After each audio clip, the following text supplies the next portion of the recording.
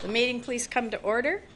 I'm Carol Gregory, and representing the board this evening is Director McAnalloy, excuse me, Director Wilson, and Director Moore.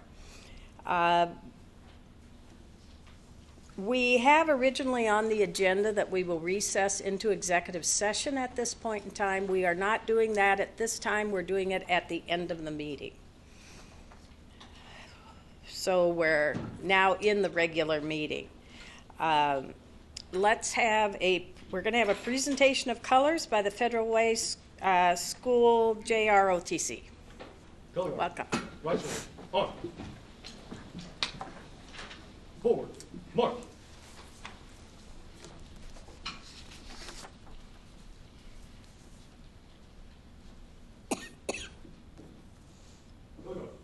Hold. Left. Hit.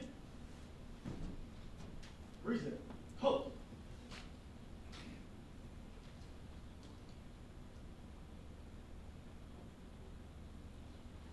Allegiance to the flag of the United States of America and to the republic for which it stands, one nation, under God, indivisible, with liberty and justice for all. Order. Hold. Right. Hit. Forward. March.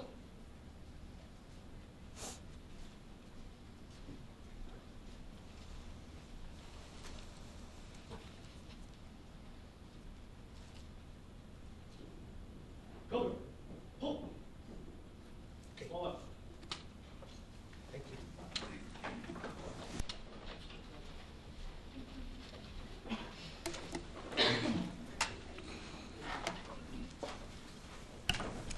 We have the motion before, or the agenda before us. Is there a motion to approve the agenda? Madam President, I move that the agenda for March 11th, 2014 be approved.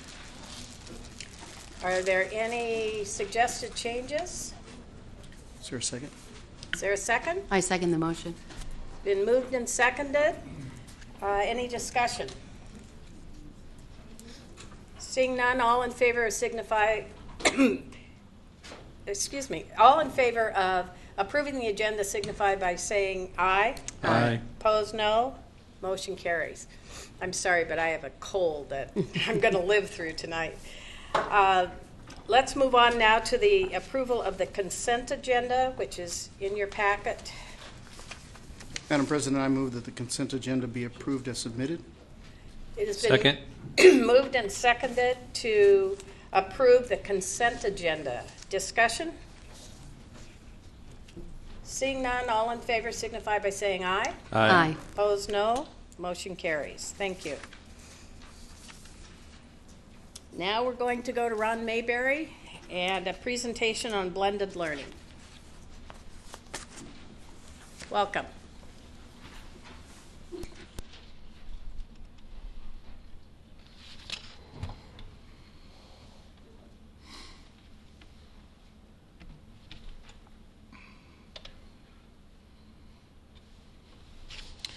Good evening, board members, President Gregory, Deputy Superintendent Davidson.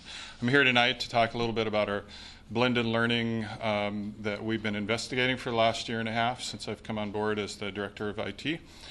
And tonight I've got just a few slides, transitional slides to talk about. First is a brief description. You'll find similar descriptions in many places. Blended learning is a formal education program in which a student learns at least in part through online delivery of content and instruction with some element of student control over time, place, path, or pace. This little graphic shows a little bit of what that might look like. From an extreme point of view, with Internet Academy, the program I've been associated with for more than a decade, that's been around since 1996 in our district, being the extreme side of online learning and the brick and mortar, and it's kind of the bringing of the two together in the middle. And the variations depends on how far in the middle that is, and that's where you'll see different versions or different applications of this. The key statement in this, I believe, is, and this is where I believe our online students see this as sometimes a great benefit to them, that they have control over time, place, path, and pace. They can do things such as spend all day Monday working on math if they're in the flow and they want to put a lot of effort into their math on a given day. They still have to manage multiple courses, but they have a little control over the time and amount of time they spend each day. Over the last year and a half, I've spent time visiting different schools. And the California area, we last February visited San Francisco Flex, the Silicon Valley Flex. Both are great blended learning models that have been spoken of nationwide for the great work they're doing. Don Brown, one of my IT TOSAs, was sent to Chicago to visit a place called Chicago Passport. Again, another blended learning program with a great relationship with a neighboring community college, transitionally. EAA Michigan, we just recently visited in Detroit.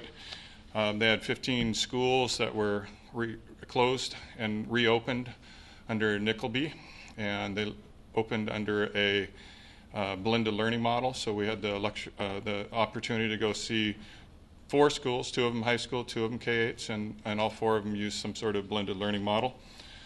iNACOL is a national organization that originally was really focused on online learning. The last 2 years I've taken a team there to visit them. They're refocused now on, as I said in my first kind of example, online learning being way off to the right, and brick and mortar. They're really focused in the middle now on what's happening with digital materials and flexibility of time and space. Also, we've attended OSPI OER conference, and that was both folks from our TFL department and the IT department. And OERs I'll talk about in just towards the end of the slide. So this is an example of one of the models I saw in the San Francisco Flex. And basically the large area that says study and collaboration space, each of the students had an individual personalized desk space that was their own, much like a library carrel. And they had their own one-to-one device, so they had a laptop in this case. Their main focus in this flex space was to work on online curriculum. And during that time, they had adults in the room, non-teachers, who could support them in areas that they may have needed extra support, so maybe they were stuck in some kind of math area. In addition, those adults played a role of coach and mentor, so they could play a role of encouraging the students when they got stuck. Sometimes in the online world, we see great challenges for students to learn how to communicate in an email manner, so that when they're asking for when they're stuck, they fail to ask the right questions, and so then they kind of go back and forth trying to get to the real crutch of their questions. So that's where that role plays. The other thing that happens here is the teachers, as they're watching the data through the online content, the learning management systems, they can pull out groups of students. So this allows them a greater ability to pull out students and personalize for the group of students who need that. So rather than teaching to the middle, that group of students that the vast majority of the kids in the classroom, they're able to pull out for the kids who maybe are struggling with the topic, or maybe the high flyers that are kind of really beyond the rest of the group, and they can personalize to that small group. So in this model, they're just showing the fact that those pull-out groups could be 1 on 3, 1 on 5, 1 on 12, but they're rarely 1 on 30. It's no longer that one to the scribe in front of the group talking to everybody and lecturing. It's more breakouts. The other thing that this program had that was used really effectively was lots of breakout rooms the students could use for collaboration. So in an effort to keep the study and collaboration space quiet, if they had things they needed to do with their colleagues, their student colleagues, they could go into a room and work collaborative in that space. And that was of choice. Obviously, they had to respect that choice, use it wisely, and it was through observation, and teachers kind of kept an eye on it. Most of the rooms I saw in the particular school we were in had windows, so it was very visible when they were in there. Lots of whiteboard space on the wall, so if they were working together on math problems or those sorts of things, they could literally write anywhere on the wall. So that was a cool part of the process. Other blended learning that we're doing in our district, Race to the Top, Project 4. It's a STEM. So the particular focus of this project is math. And primarily it's math because that's the tools that are out there right now for blended learning. There's some emerging science tools, but in true personalized learning, adaptive software that adapts to the learner, it's the area of math where the greatest work has been done. So products like the ones I have up here, ST Math and Dreambox, are two great examples. Dreambox being a local company right out of Bellevue that's doing really imaginative work, kind of pushing the envelope a whole lot. ST Math uses no words in it, so students don't read anything. It's all through pictorial and math, and so it's a great tool. At Wildwood and Mark Twain, they've been using ST Math for now 1.5 years. We have the next, and these are our Race to the Top elementary schools that I've listed here. Olympic View and Lake Grove are our next 2 schools to come to some blended learning. We'll be adding ST Math to both those schools this spring. And then Mirror Lake and Sunnycrest by the fall. In all cases right now, we're supporting them through IT with Chromebook as a device. So we're providing them 1 to 2 carts of 30 devices, low cost Google device, and it works well with these products because these are web-based products. They're nothing you have to install. You simply need to go to the right website, log in, and you're interacting with the software. And it's all cloud-based, which is to say that all their data is saved on servers, and our teachers can then access that data, see how much time they've spent, see where they're going well, see where they're struggling, and again, that allows then our math teachers to focus in on the needs of those students, the personalized needs of those students in smaller groups rather than to the whole class. So through those 6 schools and through the support of the Race to the Top, we're doing that. And again, I put a little piece of that description. This really supports that notion of student control over time, place, path, or pace. The students have that ability to be at their own pace. So just because the math teacher had hoped to teach a certain concept, this math software is to the concept they're ready for. And so it's working well so far. Talk about one other program. We instituted a credit recovery program that is a blended learning program, uses online teachers, online content. We started out with this happening at the 4 comprehensive high schools, about 200 seats. So each seat can be used. Once the students are registered in that seat, the seat is used until they're finished with the class. And so with our 200 seats, currently we have 184 students enrolled. From these various schools. We added Career Academy in the last 3-4 weeks, and there have been over 178 half-credit classes earned back from this program, and we have another 72 that are on track to earn them back by about April 1st, and then more seats are getting filled, and we will use the same seats over the summer, so it's a really cost-effective solution. So each of the comprehensive high schools and other high schools that may have an interest will be able to use this blended learning model to help students, especially our target group, our 9th graders, earn back credits if they've lost some of those this year. Key piece of success here is it's coupled with a mentor coach in the classroom. So this isn't a teacher who's responsible for delivering the content. It's an adult whose job is to help the student be successful in understanding and navigating and seeking out assistance again when they're need it, or the friendly little nudge to get going if they haven't been using their time wisely. And again, they have some really good tools through data to look at that. Right now we're seeing our successful students have about 5 minutes of one-to-one time a week. That's in a class of 30 kids. Because they're kind of maintaining a good flow on their own, whereas our kids who are struggling a bit are seeing about 10 minutes. We're still working. We're coaching those adults, because it's not just teachers. There's paraeducators doing this work as to what works best. We're learning from each other, kind of PLC model. I guess I just skipped it. I talked about some of this, so we'll go skip to that. One of the ways to take this a little further in our district is through a contract with a content provider. So right now I've been working with 3 different providers. I brought an example of one of the providers and what they would bring to us. So looking at Fuel Education, they were formerly a division of K-12, and they have online content. Used to be under the name of Venta, so you may have heard of Venta. They deliver core subject areas through grades 7 through 12, so nothing lower than that in the core subject areas. They have another product for elementary, if we're interested. Has elective and CTE contents, again 7 through 12.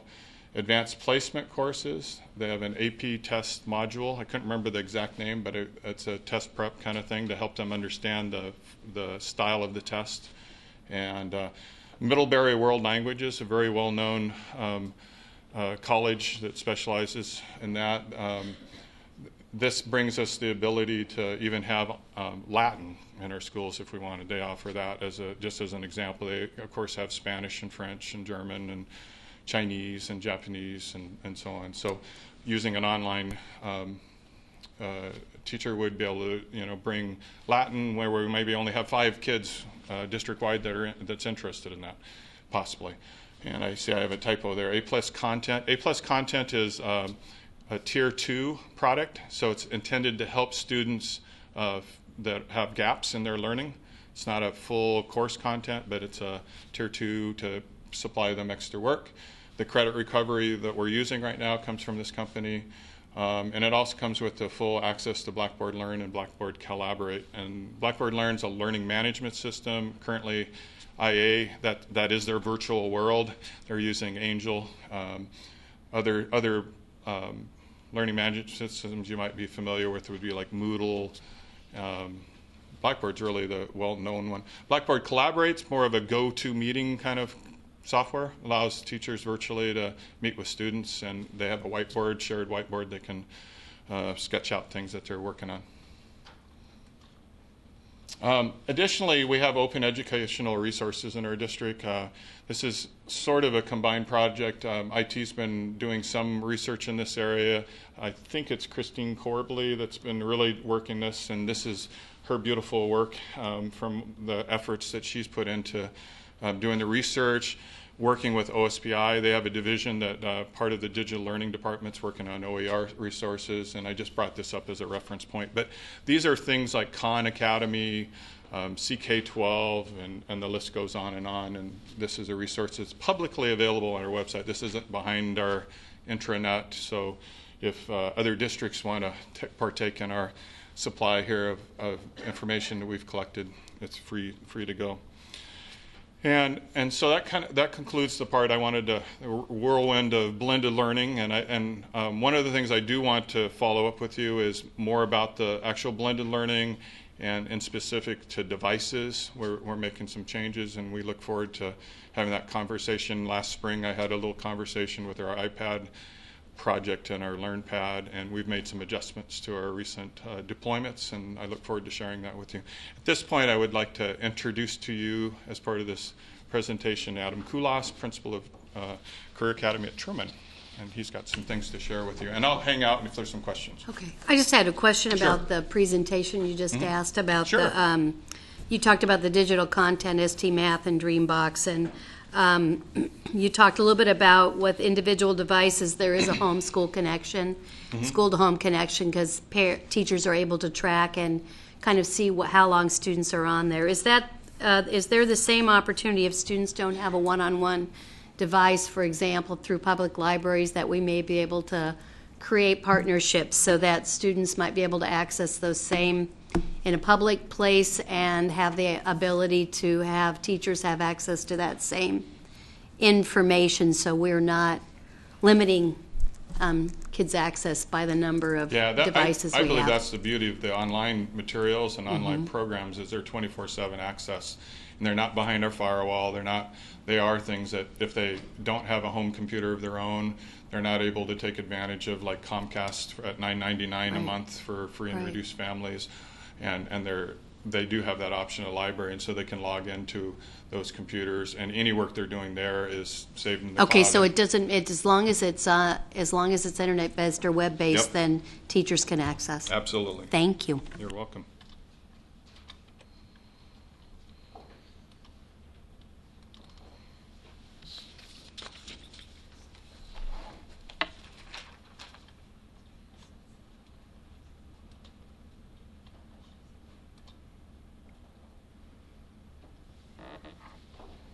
Good evening, President Gregory, directors, Deputy Superintendent Davidson. My name is Adam Kulas, as Mr. Maybury introduced me, and I am the principal of Career Academy at Truman. Over the course of this year, I've had the opportunity to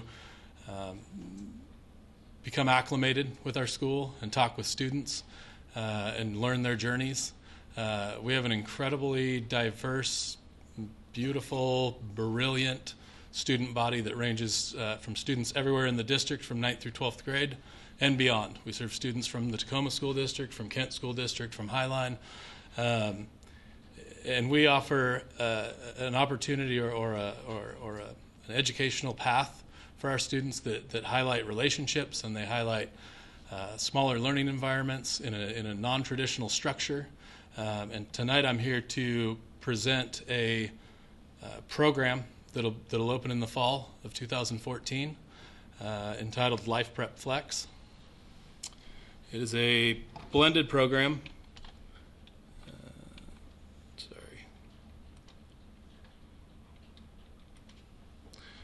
It's a blended program that will give access to students.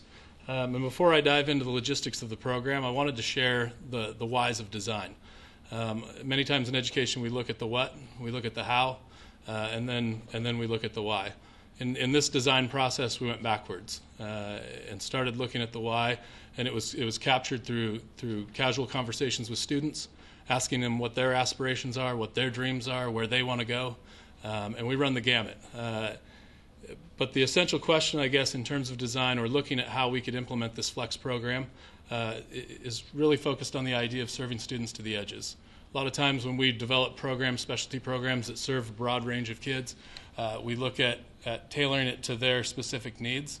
I think the greatest part about our site and the students that attend is that we run the gamut. We cover the middle. We cover students that are extremely credit deficient. We cover students that have aspirations of and will become doctors, lawyers. They'll change the world. At the bottom of this slide here, and these are real students with fictitious names, but just as an example of who we do serve. I have current 9th graders. I have some that just had a conversation with one this afternoon who dreams about dreaming, but he knows for a fact that his post-secondary goals are college or university.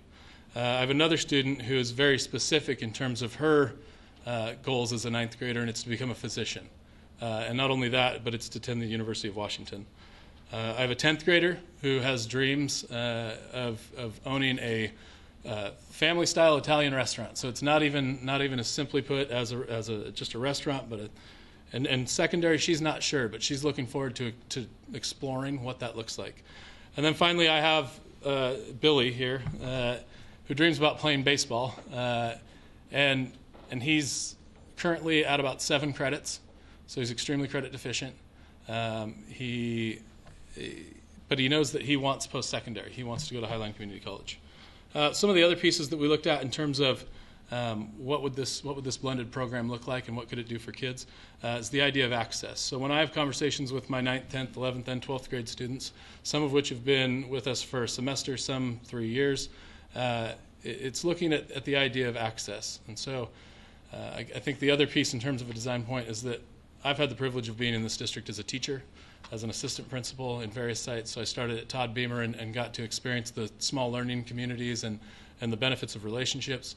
I left for a brief stint and realized that I needed to come back because Federal Way was doing some incredible things for kids, but spent some time in a non-traditional blended model in Kent that showed me the benefits of those types of models, and then finally ended up at Decatur for 3 years as an assistant principal before coming to the Career Academy. So literally the design and the logistics that I'll get into in a second revolve around conversations with literally hundreds of thousands of kids and parents in multiple scenarios and different journeys in their educational kind of conquest that'll extend well beyond us. I explored many of the models that Mr. Mayberry shared, and then some.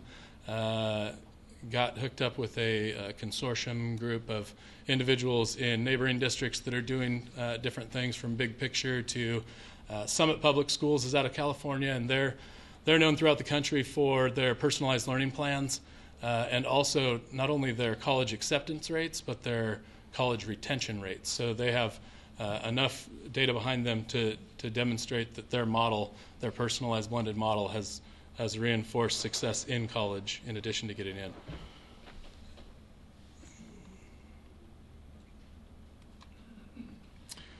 The who is an important question, because I think the thing that makes our site as rich as it currently is that we serve all kids.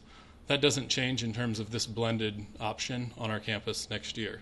We'll target 9th and 10th graders initially, and when I say 9th and 10th graders, it's not by year or age, but by credit placement. They won't be grade-specific courses because they will couple with online content that will allow them to individualize what they are currently taking. They'll be enrolled in our district or released from another like it currently is. I think the asterisk in terms of student eligibility is that all of our current Career Academy students have the option of opting into this program. And I'll explain a little bit of the logistics in terms of our current student body. It's not a removal of serving them. Student profile is my favorite piece in any type of design or program delivery, because in many cases that's what people want. What's the profile of your student? And so I captured some different things that I think our current student body represents very well in terms of characteristics. And I'm completely sincere when I say that so long as the student applying for this program possesses one of those, then we're good to go. We can use that one to cancel gaps or close deficits, no different than any coaching model or learning model, and then we build those other pieces. So more than anything, more than a profile, it's more of those are our targets for student characteristics as they develop over the course of our program.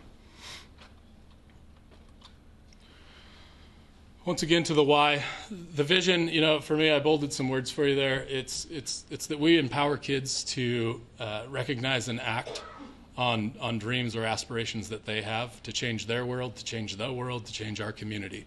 The mission is that we always continually promote the idea of lifelong learners and make them hungry for those things. And then the idea of autonomy, self-direction, and student mastery. And that's, if you're familiar with Daniel Pink's work, tons of research around the idea of what motivates our students. This graphic, while a little bit busy, truly, I believe, encompasses what we currently do and what we're proposing to do more of. We serve students from every single school, or I've received students from every single secondary school in our district, from Taft Academy to Decatur. And so this graphic sort of illustrates the idea of blended on a personal level for the Federal Way School District. So in we're very fortunate with the gift and the fluidity of our Internet Academy. It's the first in Washington State and offers an extremely diverse buffet of offerings, from elective classes to advanced academic courses to foreign languages. And so coupling that with the key components of our current model that we've learned are successful in terms of the relationships in the small environment to create this blended flex program. It takes a village. So by design, the logistical pieces of this program include students will be attached to all these different pieces. So in their online content, they're attached to a Federal Way certificated teacher across the board, whether it's an English class, whether it's a Spanish class, and have access anytime, anywhere, just like our Internet Academy students. There are also on-site teachers at Truman, certificated. There'll be 3 certificated teachers in the areas of mathematics, humanities, and social studies. So we'll run those 3 on-site certificated teachers. This learning facilitator would be a new position, and it would be a coach. And we've seen variations of coaches in different programs, and they are there solely to monitor and guide progress within their online courses. They're there to facilitate and support our college and career specialists in pursuing post-secondary options and ideas. One key component to all of the blended programs I've studied, and they vary in terms of how they're delivered, is this idea of a personalized learning plan. Students will go through a process that allows them to identify where they're going and what they want to do. It'll allow us to capture sort of their baselines so that they can celebrate momentum in terms of academic growth across the areas. And that coach is there to guide that process and create that framework. Student ownership occurs in that they take those pieces and then come up with ways of displaying that's unique to them. So we've piloted and played with little different versions, anything from using a Facebook page to a Google Plus account, to capture those different components so that people from anywhere could look at kind of their growths and their gains. Community partners are crucial to this life prep model in that we have a community that is eager to partner with us in terms of supporting our kids. And so looking at intentional ways of supporting them in entrepreneurial pursuits, which I'll touch on in the next slide, and other components within their day. And then, of course, parents and guardians, and creating a more intentional or transparent means of displaying process. In addition to grades online and things like that, really having deep conversations about where their student wants to go and helping that communication process.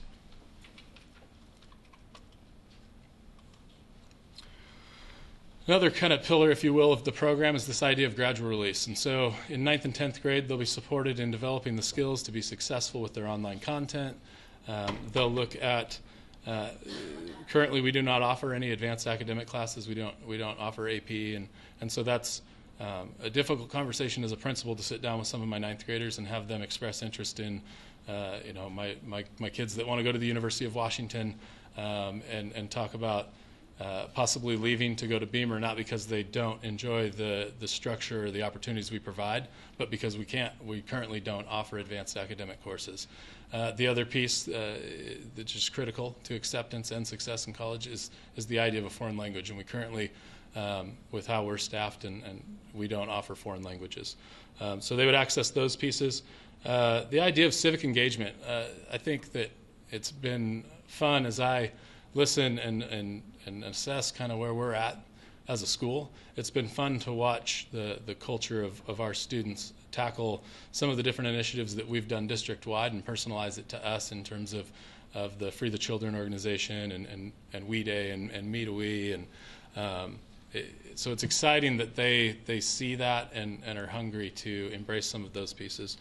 Global interactions, so this idea of entrepreneurial pursuits, the idea of an entrepreneur has come a long way in terms of, I think it used to be hyper-focused on the idea of business.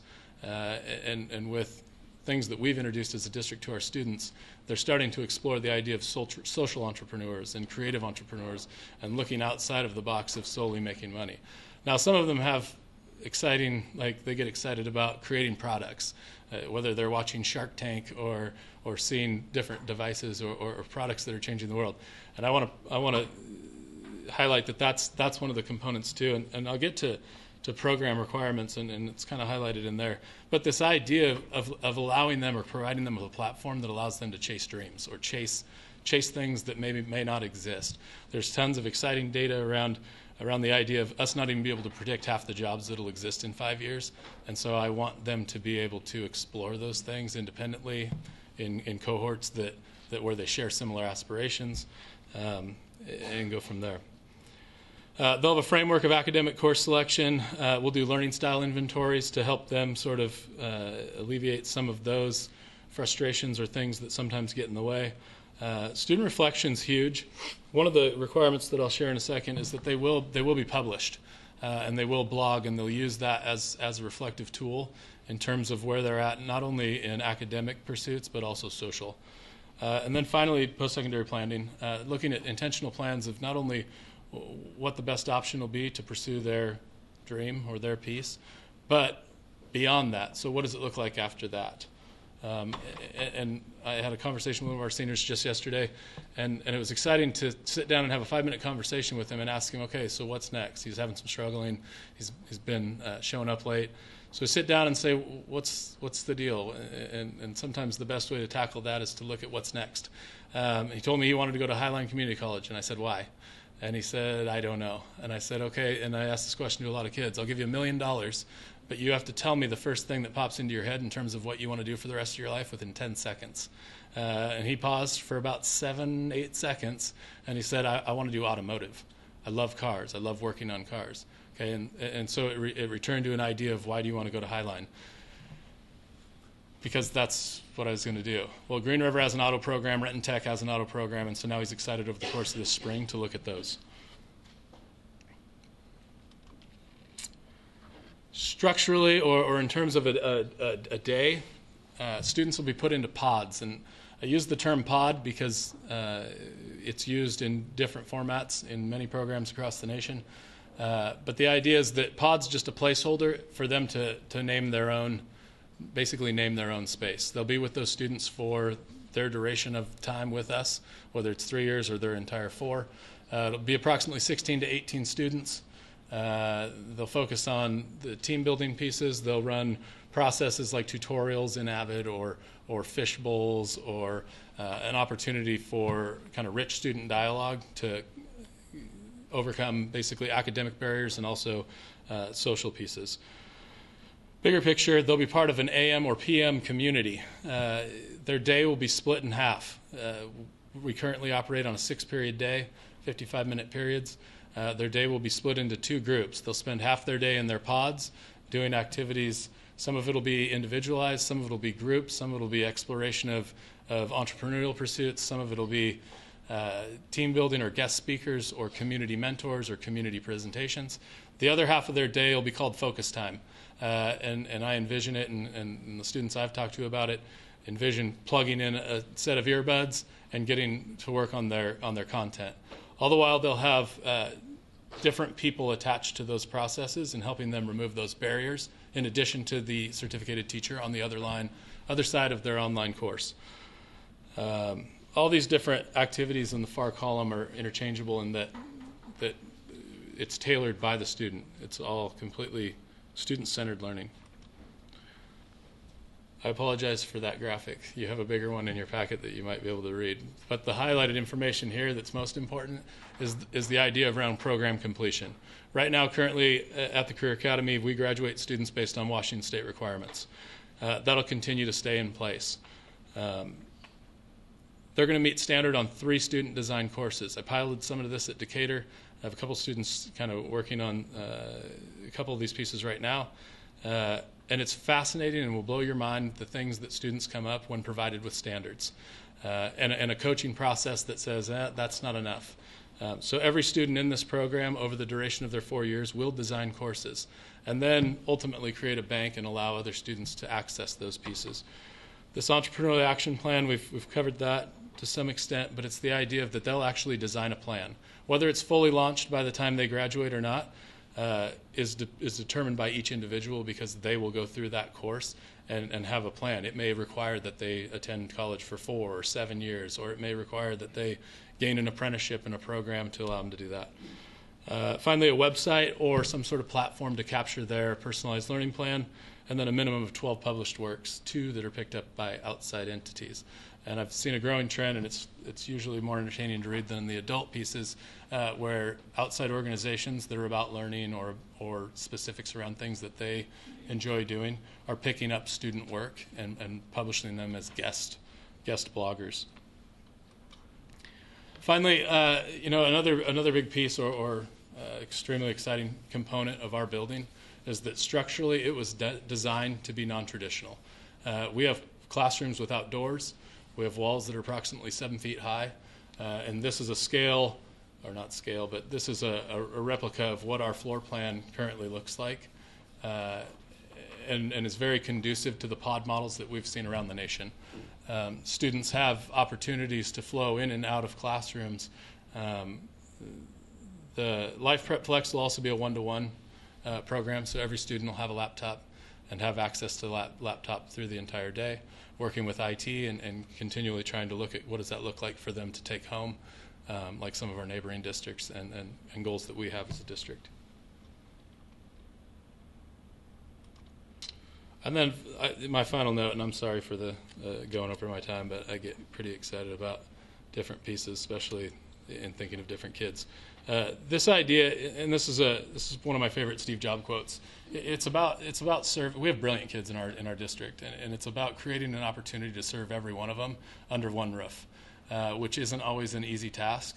But I genuinely believe and am passionate about the idea of an online learning program that allows access to a multitude or buffet of all the classes that we currently offer through the Internet Academy, and truly do see genius. And that concludes my presentation of that program. Thank you. Thank you. Questions? Comments? So, when was this plan designed and who was included in that plan? So, and it may sound somewhat cliched, but this plan's been in design for probably 7 years. We played with some different designs that involved masses. So a lot of times in traditional design, so I was part of one in Kent where we brought in a select group of parents, a select group of students, a select group of teachers, and some outside resources. And what we found is that when we implemented the program, we really struggled to meet the needs of all kids because we were serving a similar population that ran the gamut in terms of academic ability. The process for this has solely been hinged on models that are having success across the nation and daily conversations, whether it was 2 minutes, 10 minutes, with our current students. Couple that with pulled information from students that I worked with at Decatur, who some are now attending Career Academy, some dropped out, and looking at those students and factoring those pieces in also. But it's a very non-traditional design model because it is very new to a lot of the different kind of pieces. Okay, so how many teachers do you have as staff today? So currently I'm at 10.7 FTE, so Okay. 10 full-time teachers. And you said we're going to 3. Correct. Okay. And have the students and parents been engaged in this and understand what's happening for next year? So we have a parent meeting scheduled for tomorrow night and then 2 follow-up meetings over the course of the next month. And was teacher input added to this? Some of teachers have seen different parts of this plan from August, from its inception. So we're going to displace 7.7 teachers with doing this, right? And also students. I mean, you've also got a student impact here, right? I'm not trying to poo-poo it, but I'm just trying to understand logistically. Sure. How many students do you currently have today? 103 FTE, Okay. so I think 119 bodies. That includes some students that are running start. Right. So what are we doing with those students? This is 9th and 10th grade, so what are we doing with our juniors and seniors Right. for next year? So And we also had a choice in that ended February 28th. Did the students that decided to choice to Truman know these changes before they choiced? Or how are we looking at that as well?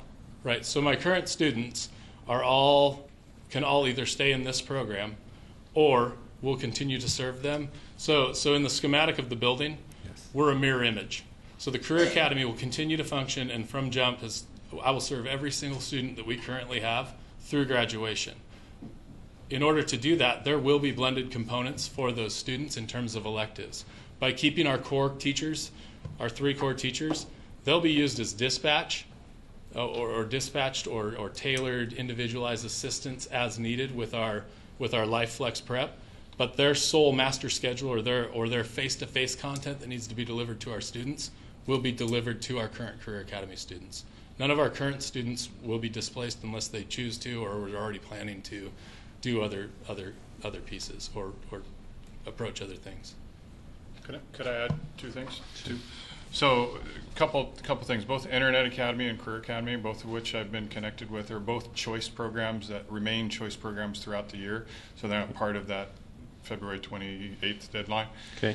We take in students ongoing throughout the year in both the programs. And in addition, in bringing Internet Academy into the fold of into the plan that was presented to you, it will result in an increase of staffing by 5 to 6 teachers at Internet Academy. So that's very intentionally using local program.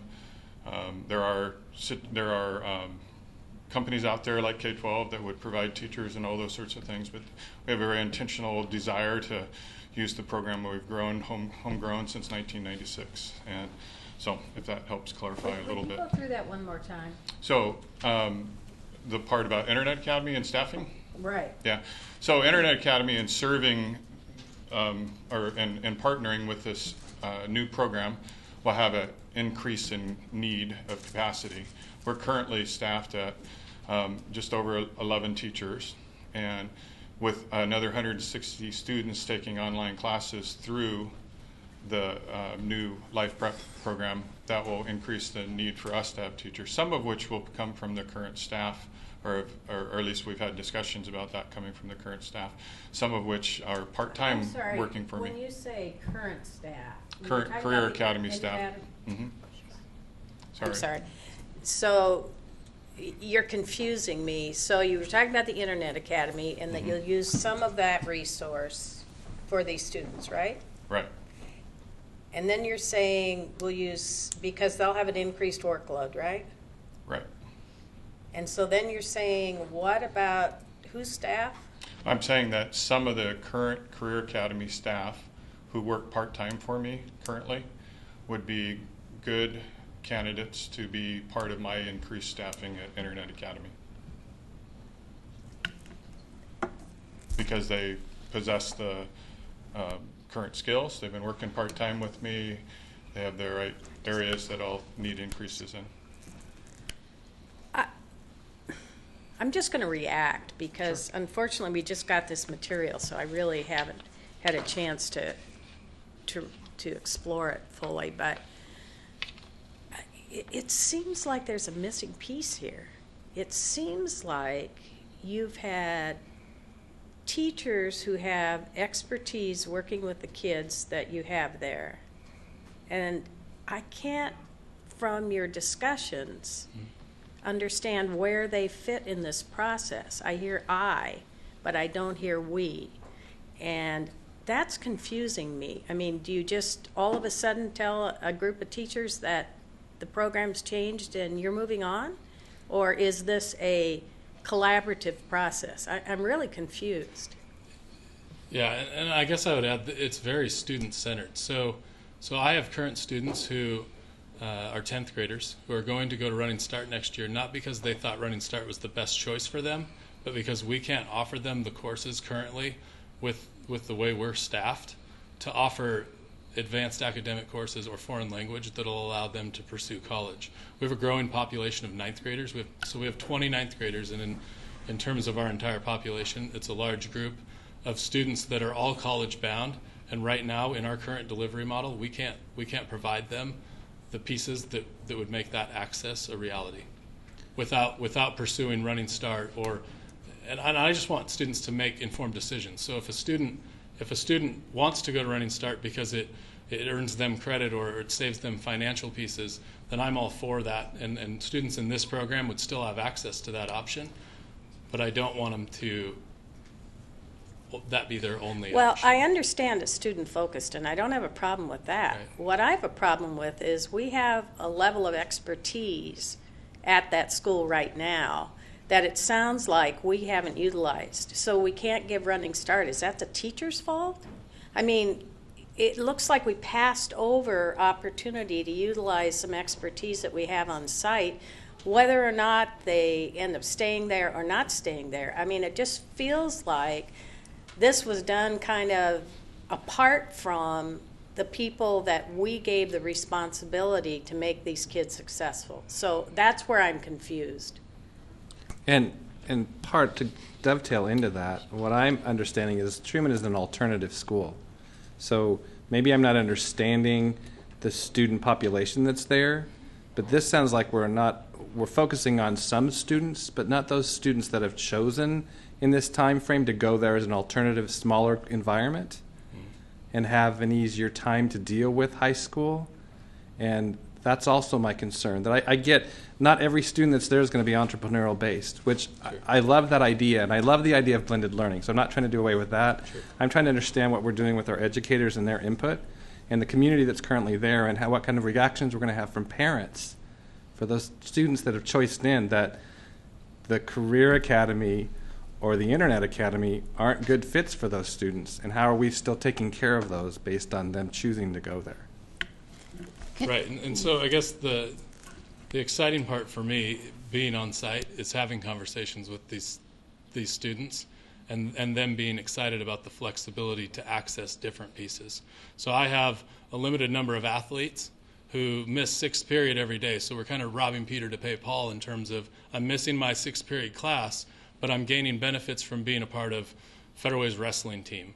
And so with a flexed model, it allows them to not miss access delivered by a Federal Way teacher to their academics, but still experience those pieces outside of our school. The other piece is in looking at, so over the course of this spring, sitting down with each of them and looking at where they're at and what's best for them. We started piloting the blended credit retrieval, and in 7 weeks or 6 weeks with kind of technical startup, I have 3 students who have completed a half a credit course, which in terms of an alternative or a non-traditional model and the different students that we draw is an incredible opportunity for them to dig out of that academic hole. So over the course of this spring in one-on-one conversations and starting that kind of personalized learning plan and looking at where they want to go and where they're currently at, I'm not only excited, but I'm just confident in their voice and them being able to advocate for where they want to go and what electives they want to choose. Some of our students have been there for literally 6 weeks from the semester. Some of our students, we had 2 students that started last week. And so we're a continuous enrollment school. And so the other piece that this program or blended opportunities provide our students and take burden off of our teachers is that they can enter an online course at any given point and retrieve space without stepping into a class where students have been established there for quite some time. So I have a couple of questions, and I guess what I'm hearing is kind of intent versus impact. Mm-hmm. So the intent is student-centered, but there's an impact that is staff and teachers perhaps, and certificated teachers. And so part of my wonder is, and I think what I was hearing Ron Mayberry talk about was the 10.7 current FTEs that are there with 110 students. And with an increased load on the Internet Academy for basic ed classes, or those academic classes that would still be taken by students in this New Life Prep Flex program. So it would mean that teachers would be part of Internet Academy instead of in a different way than they've been part of the current Career Academy as it exists. Is that, because the other thing I hear is that it's not an either or it's, is it all or nothing? That's what I'm trying to figure out too. So as we think about transitioning, and I think about the Internet Academy, and I think about Career Academy, and now do we have another third option, or is this option that we're hearing tonight in replacement of the current Career Academy, which means it's now either Internet or the new Academy, which has a little bit of a different focus, which then leads me to Director McAnally. He was talking about, what about those students who may be just the 1 or 2 credit kids and not ones that want to fully engage into a full-fledged program, which is awesome in itself, but again, only meets the needs of some. Whew, I'm stopping now. No, that was very clear. So the 3 certificated staff will deliver courses next year to the students that want to pursue that in a face-to-face content. All of our current Career Academy students will be served through graduation, not forced into this to just go solely into an online-based piece. Will their electives be accessed? Absolutely. So this is the grandfathered students, though, but not any new students coming in. We can serve those students too, but we have to look at capacity of building, and that's another piece that, Okay. from a design standpoint, is beyond my control. We have a capacity of probably about 240 kids. We could extend past that in a blended environment, because I may have students who, and I literally talk for hours, but I have students who want to access Decatur's engineering program. So they could take courses with us and still access those. And so when we start talking building capacity, it really does vary. But raw floor plan, it's a max of about 240, and that would be bursting, if not very strategic. And I do think that, like, currently our enrollment continues to decrease. Our attendance, we're struggling with attendance. Last year, 76% of our students missed 18 or more days. And so by not looking at ways to serve our current kids or more kids is kind of a disservice to all of our Federal Way students. I think the bottom line for me is I want to make sure that the students that are there today and chose to go there are going to be provided for, along with the educators that are there and know these students. I mean, that's my biggest concern. Absolutely. Thank you for your presentation. I think the thing that I am most thrilled about, and of course I hope to hear more about this program, is just the belief that you have that every kid is gifted and talented and brilliant. And I've been over at your school, and I'm excited for the kids, and I look forward to further conversations on this. Thank you. Thank you. I too am very interested in what you're doing. I am trying to figure it out, and I feel like I'm not there yet. And I am figuring it out from 2 ways. One, how we can individualize programs for kids so that they can be successful. I totally agree with that. But I almost think when I hear you talk that it's almost disrespectful to the people who are employed there not to engage them in your excitement, so that people can help dream, and that's students and teachers and parents, and then make choices as to whether they fit. And I'm getting the feeling that didn't happen. And I guess that's where I'm confused. That's certainly not the intent. And I wish I could capture the conversations with students and having them process different kind of pieces of this from its like inceptions even in October. And I would love to have opportunities to follow up and explain some of the different details or pieces that really like students pushed back and twisted and created or made change in terms of, well, that wouldn't work, or why would I do that? And really, without completely dominating the agenda, could talk for hours and hours about those conversations. Well, and has that happened with the teachers there? It's happened with some in certain components, and feeding them some information. The difficult aspect of that is that capturing the pieces that are successful there in terms of the relationships, in terms of the small class sizes, and kind of where we begin. The intent's not to be disrespectful, but it's also not to be disrespectful or condemn the different things in terms of dropping enrollment or not being able to recruit students into our program. Right. And so it's a definite tightrope or a balancing act to look at those components, and change is personal, and I understand it, and I've been through it. And by no means is it a disrespect to the adults that are invested in kids. I tout the praises of my teachers throughout the district, with my colleagues, with my peers. They're excellent teachers, but the blended models shift focus in a different delivery. We're still accessing all of our amazing teachers. It's in a different format, though. I guess all I'm suggesting, and I don't disagree with you, and I commend you for doing this, because I know we've had issues that we need to address, and we need to continually change. But I think change can be a collaborative process, and that's all I'm not feeling. And so I hear you talking about conversations with students. I don't hear parents. I don't hear teachers, and I guess that's where I'm a little concerned. I think what I'm hearing is business as unusual.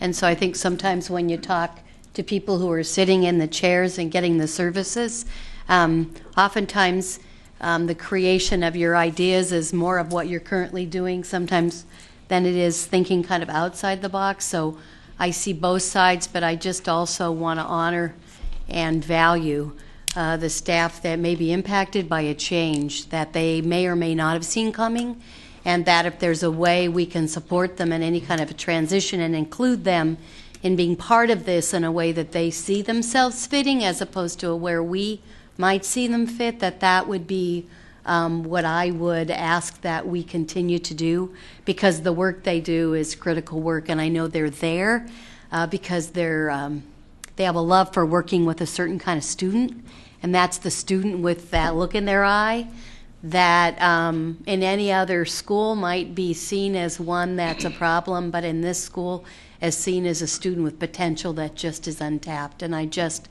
want to make sure that we honor that. And but I equally agree that our students need to be our center, and sometimes we have to make decisions that are not the same that we would make if we're putting our staff at the center of that decision-making process. So I appreciate that as well, and I encourage us just to continue to see how we can collaboratively bring people along and into the conversation at this point, now that folks know there may be a change.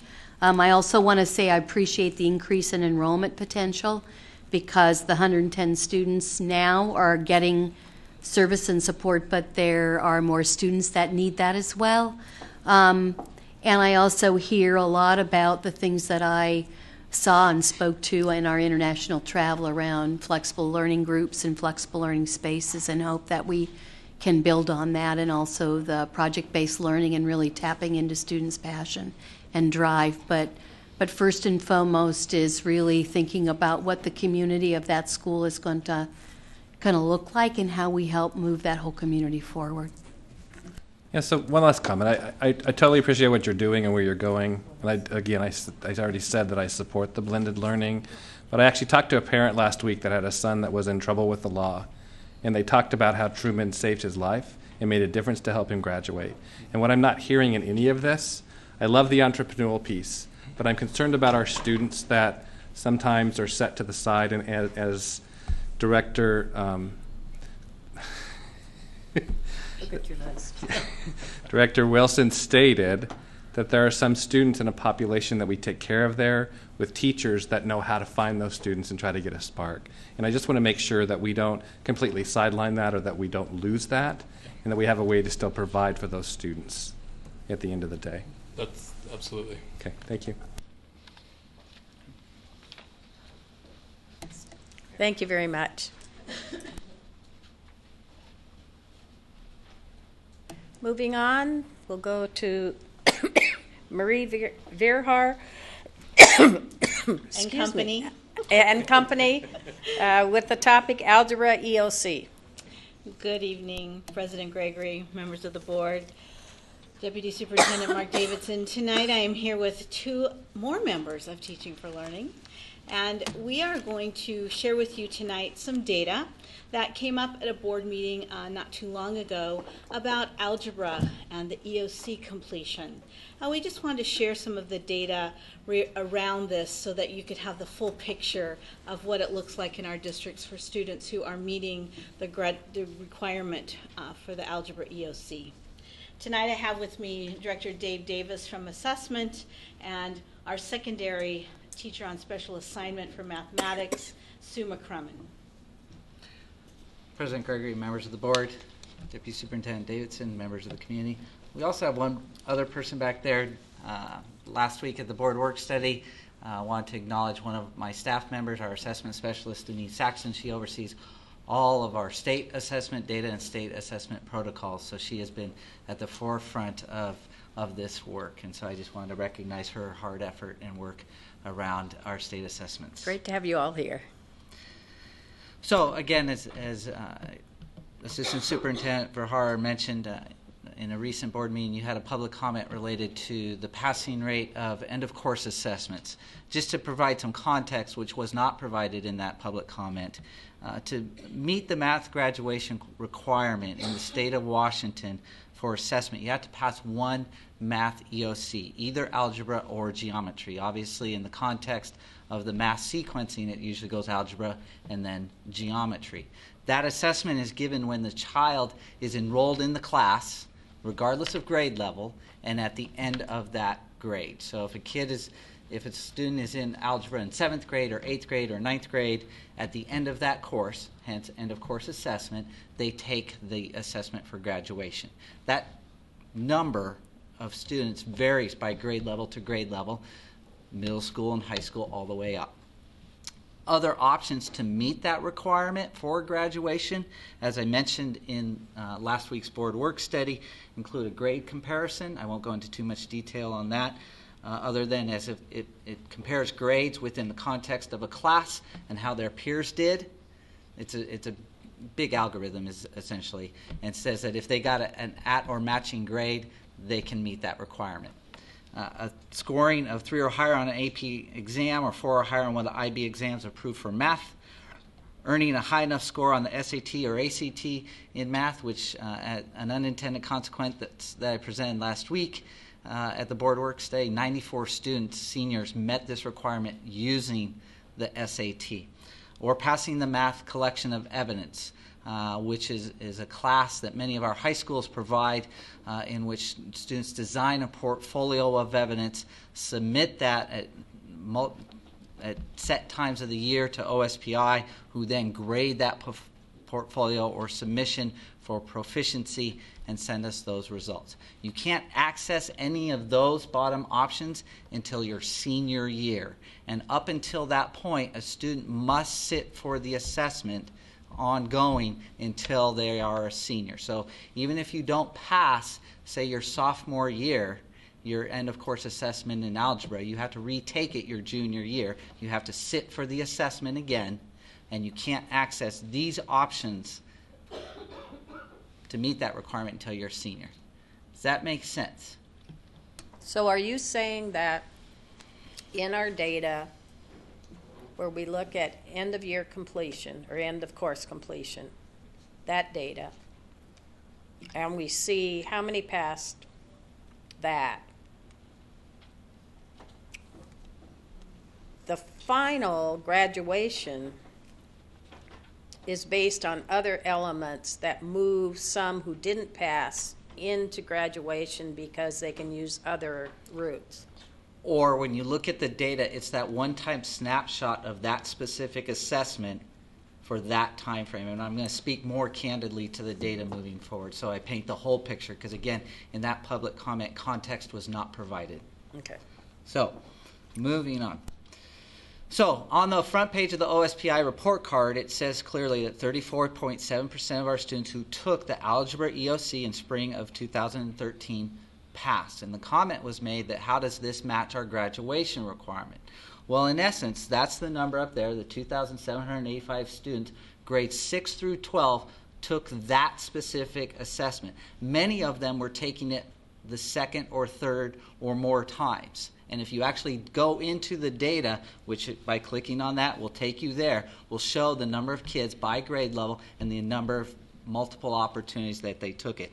What that percentage passing does not include is what you call previously passed. That can only be included in terms of the assessment for your 10th grade year. So what that means essentially is that if you're an 8th grader and you took the assessment in algebra, that's really not captured in there in the data reporting except for that one-time snapshot, but in terms of a reflection upon the district, it's banked until 10th grade. And that's where that previously passed number comes from. And if you include that, the actual number is 68.4% passing for 10th grade when you add the previously passed. The second comment spoke to the difference between algebra and geometry, and the word attrition was used. I wasn't quite sure what was meant by that word, but I think it was specifically why the high number difference between the number of kids that were taking the algebra test as opposed to the geometry test. Well, in essence, when you have grades 6 through 12 taking that assessment, you have a lot more middle schoolers taking it than you would otherwise, because you can see the numbers of that specific test time frame. In algebra, a little over 1,000 middle schoolers took that test compared to 371 middle schoolers that took the test. So the difference does not include that previously passed. The difference that was reflected in that public comment was around 1,000, but if you look 1,064, difference between 371 is around 700. So it doesn't quite completely speak to that, but we have a lot of kids that are taking the geometry end of course assessment, just not at middle school, which is not necessarily included in the context of that.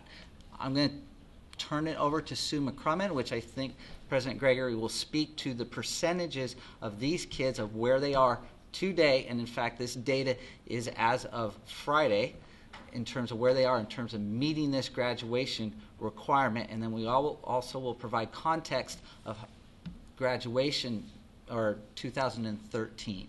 So I'm going to turn it over to Sue McCrummon. Great, thank you. Good evening.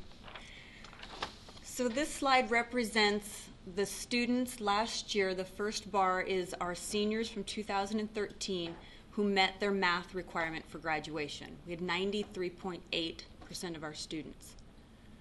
This year, the 2014 seniors are currently at 75.3%. That number does not represent the EOC from the winter. We have not received those scores yet, or the collection of evidence portfolio scores. We are anticipating those at the end of the month.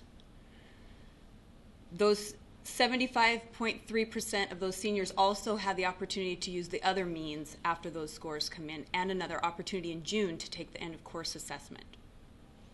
The 2015 are our current juniors. We have 64.9% currently meeting their graduation requirement in mathematics. Our sophomores are at 53.4%, and finally our freshmen are at 39.5%. So we anticipate all of those percentages to go up. And this is this is business as usual in terms of how kids, and it's kind of neat in terms of standards based. They're getting another opportunity to demonstrate standard by sitting for the assessment again, or they can substitute and they can use either algebra or geometry. And again, as they roll into their senior year, they can use another method to demonstrate standard, like the SAT, like the collection of evidence, like the grade comparison, depending on where they're at. And we have a couple high school principals here, and they can attest to many of the fact that in their buildings, their staff look for different opportunities for these kids to demonstrate standard as they move forward. It's not just about passing the end of course assessment. If they're not successful on that, try it again. If they're not successful again, then as you roll into your senior year, you have another opportunity. And so hence, the comment was made, how does this not match up to graduation percentages? Well, when you look at, again, class of 2013, close to 94% of our students met the OSPI math graduation requirement through the multiple ways that they could do that. And you can see right now, and again, as Sue McCrumman mentioned, we don't have the results from the winter assessment. We anticipate those will be positive impact on our current senior class, and then again, if it's not, they have another opportunity to take it in the spring. So let me just ask a question. So our freshmen, right, at 39.5? Yep. We don't have fall scores in yet? Well, so freshmen haven't sat. Well, that's part of what I'm trying to say. So this is a meeting of algebra and geometry, and our freshman class... Either or, one or the other, not both. But still, as our freshman class who hasn't done the intercourse standard, it came out of middle school. I'm actually trying to make a good point here, I think. 39.5% of our students that are freshmen have already done that intercourse standard, right? So without it even being completed for their first year in high school. Right. Correct. Thank you, Dave. Is the information that keeps kids from being successful on this test, is that being broken down and integrated back into our teaching model in some way? Is that that information being used? It very much is, but I think I brought the professional who's coming from the building to speak specifically of how we use the end of course information in terms of intervention and teaching strategies around algebra. Well, we are working on looking at the current information and speaking with interventionists, instructional coaches, teachers, principals, and finding ways that we can modify courses and bring in standards that the students did not master so that we can improve these scores and continue to grow without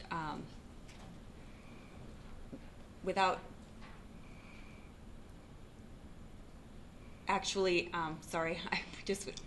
without actually having the students repeat the course over and over. That's what we're trying to work towards. The other thing that math teachers do get is they do get strand information, a large specific subject level information that they can use to impact their instruction the next time around.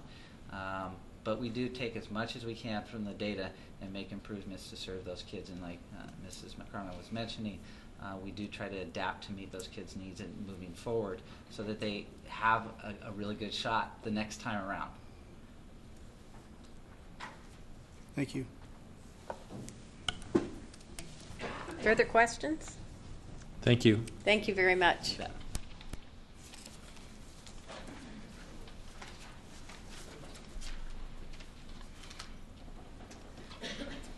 Now we're going to public comment.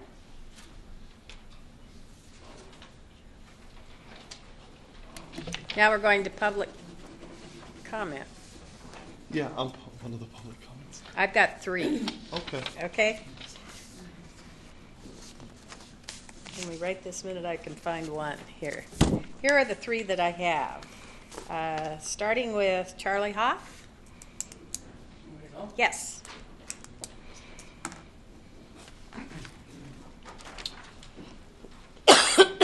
Very interesting presentation concerning Middlebury. That's certainly a high-quality operation, and I'm very happy to see that that's being integrated into here. I've got some personal experience with Middlebury, and that's a great place. And by the way, in my daughter's high school, they have a problem that they have too many kids wanting to take Latin for the number of teachers that they have for it. So we ought to be able to get more than 5 here. I want to take that. Thank you, Dave, for your explanation on the EOC. It does show growth, and I'm happy to hear that there are other ways to do this. It's kind of interesting, though, that many of the kids have to do this 2 or 3 times to get there, but I guess math is a hard course. Thank you. Thank you very much. Next person, Jason Brown.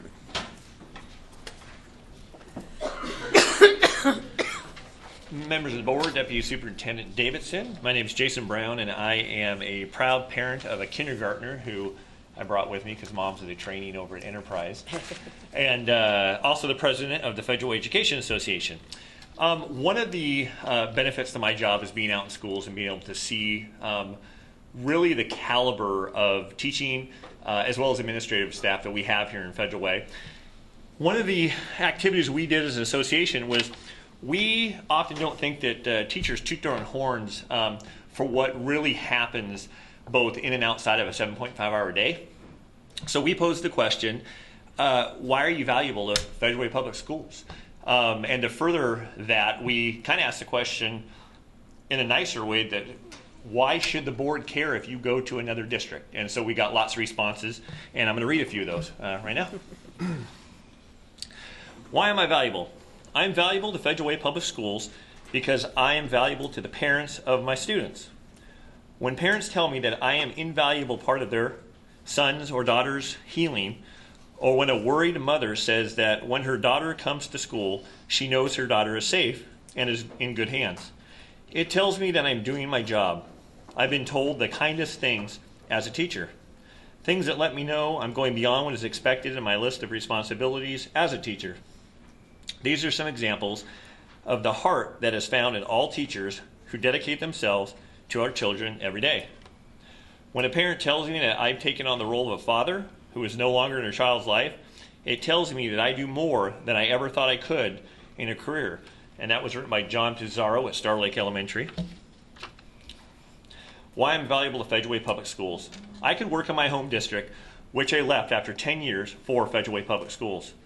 I could go back to being a name instead of a number, gain back my time and money from my commute.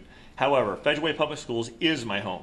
I'm a proud product of this district. For that, I feel my time, money, and knowledge for the community is worth every penny, if not more. I am valuable because I care about my students. I want them all to be successful. I am willing to put in the extra time needed to make that happen. I am valuable because I work really hard to form relationships with my students, staff, and overall school community. I do my best to stay current in best practices, and I'm always willing to go above and beyond and be a team player to do whatever I can do to make school fun and engaging for my students. I am valuable because I am young. That kind of insults me. I am young and committed to my work. So those are just a few examples, and we literally have hundreds of them. So I'd like to be sharing those with the board. And one of the requests we had was more transparency from members. They don't understand how they can connect more with you as the practitioners in the classrooms, at the front desk in the office, doing the work each day. So how that happens, I don't have any suggestions tonight, but definitely want to be more connected with the board. So thank you. Great, thank you. George Picara, is that right? Picara? Yeah, sure, it's fine. It's close. Good evening, Board of Education and Deputy Superintendent. It has been brought to our attention that the program at Truman Career Academy will be replaced with a blended learning model. Blended learning is similar to that of a hybrid or a computer-supplemented education system. The idea was warmly welcomed at Truman High School when we were informed of this decision last spring, as we admired the idea of having additional education opportunities for our students. Now, after we were informed of a different model on February 14th, we were blindsided, as it was nothing like the one from last spring. Last spring, we were informed that we were going to lose 1 or 2 staff members, but now the number has escalated to 7 or 67% of members being displaced. Unfortunately, we knew nothing about this until February 14th, and in addition to that, we're going to lose all of our CTE staff members. While we love change at Truman High School, a school that has welcomed 3 different principals in a short period of time, changes of staffing, and the addition of new classes, we were left unsure with the rollout of the new model on whether it will truly be beneficial for our student population. We have some pieces to the puzzle. I'm not going to go into details anymore, but mind you, most of our students have come to Truman because they were not successful at the other traditional high schools. We were not sure returning them there will be beneficial to their learning and achievement after they had to fill out some career or choice schools by forms that were due on January 31st. The main reason I am standing here tonight is for our students who are going to be held back because of those changes, most of whom have found us to be their role models, lived up to our high expectations, and have focused and have found success in their lives. Please make sure the decision you make on the direction of the program really ensures that the 100+ students' needs are met. I know that the district has supported many programs that cater to fewer numbers of students, so please think about those who are invisible at the large comprehensive high schools, yet have become active members of our small community. If you are unsure about what we do, please visit our campus and get a first-hand look at what we do. Additionally, I would also like to add that nothing was said tonight about the science program. I am the science teacher there. There is still the biology EOC requirement, and now we're talking about a biology COE. There was nothing mentioned about that either. And how are we going to deliver that hands-on experience for our science students that are interested in science or medicine, like Mr. Kulas talked about tonight? Thank you. Thank you. Steve Mayer.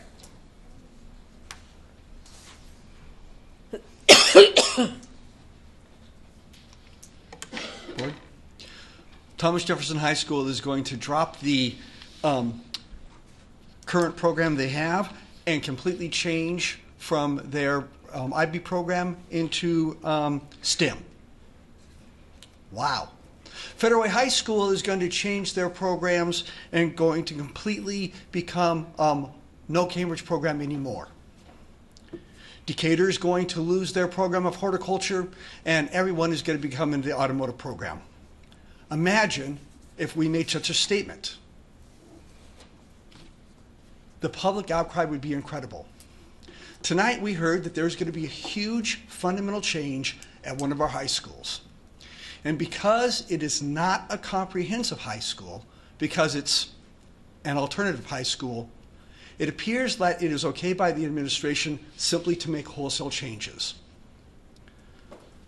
Current board members, I have been to, since you have been aboard, every single board meeting, every single work study, and every single retreat that you have had. This program change hasn't come up. In fact, I have been to more of these types of meetings than any of you in the past 6 months or more. Part of you by nature of not being able to be at some of the meetings, part of you by being new to the board. Certainly Director Mayberry has brought some discussions over the past year or so about blended models. But certainly a complete wholesale change where we are taking the fundamental element of what you all have talked about, parent involvement and relationship, out of the equation and simply moving that to a model that changes things for technology, for another way of teaching, is not, it doesn't seem like that's the way to go. You'll forgive me if I'm not as prepared as I normally would be. Normally I'd know about these things being as involved as I am before tonight. I have been asked by one of the former presidents of the board, when I talk about how you folks have a lack of transparency, what that means. This is exactly what I'm talking about. I've talked about my concerns about policy governance. If policy government says that the administration can simply take and make wholesale changes of our schools and doesn't have to get approval from you folks and doesn't have to include all of the community, there is a fundamental flaw in policy governance. Folks, I know that you are interested in getting public input, and I know that you are believe in making changes that are value added. I'm not saying out of hand that has no value whatsoever. but I am saying we have to know about it. We have to discuss it, and we have to have the information. You have to have the information, and I would encourage you to put this on hold and not just have it move forward, but let the community have a say, let the teachers and let the parents have a say in this. Thank you. Thank you.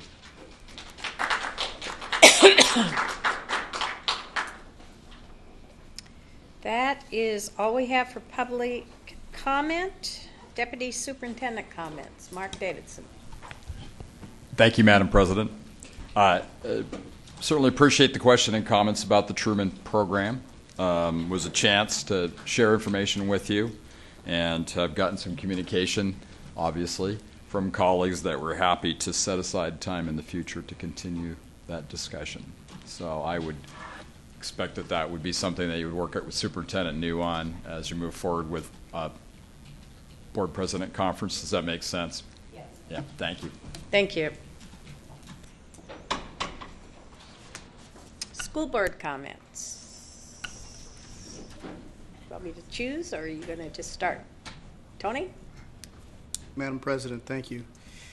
I had a chance to attend the Community Center for Education Results award ceremony last week versus going to the work study where Federal Way was awarded 2 awards, one for our Family Partnership Office under the direction of Treese Moore.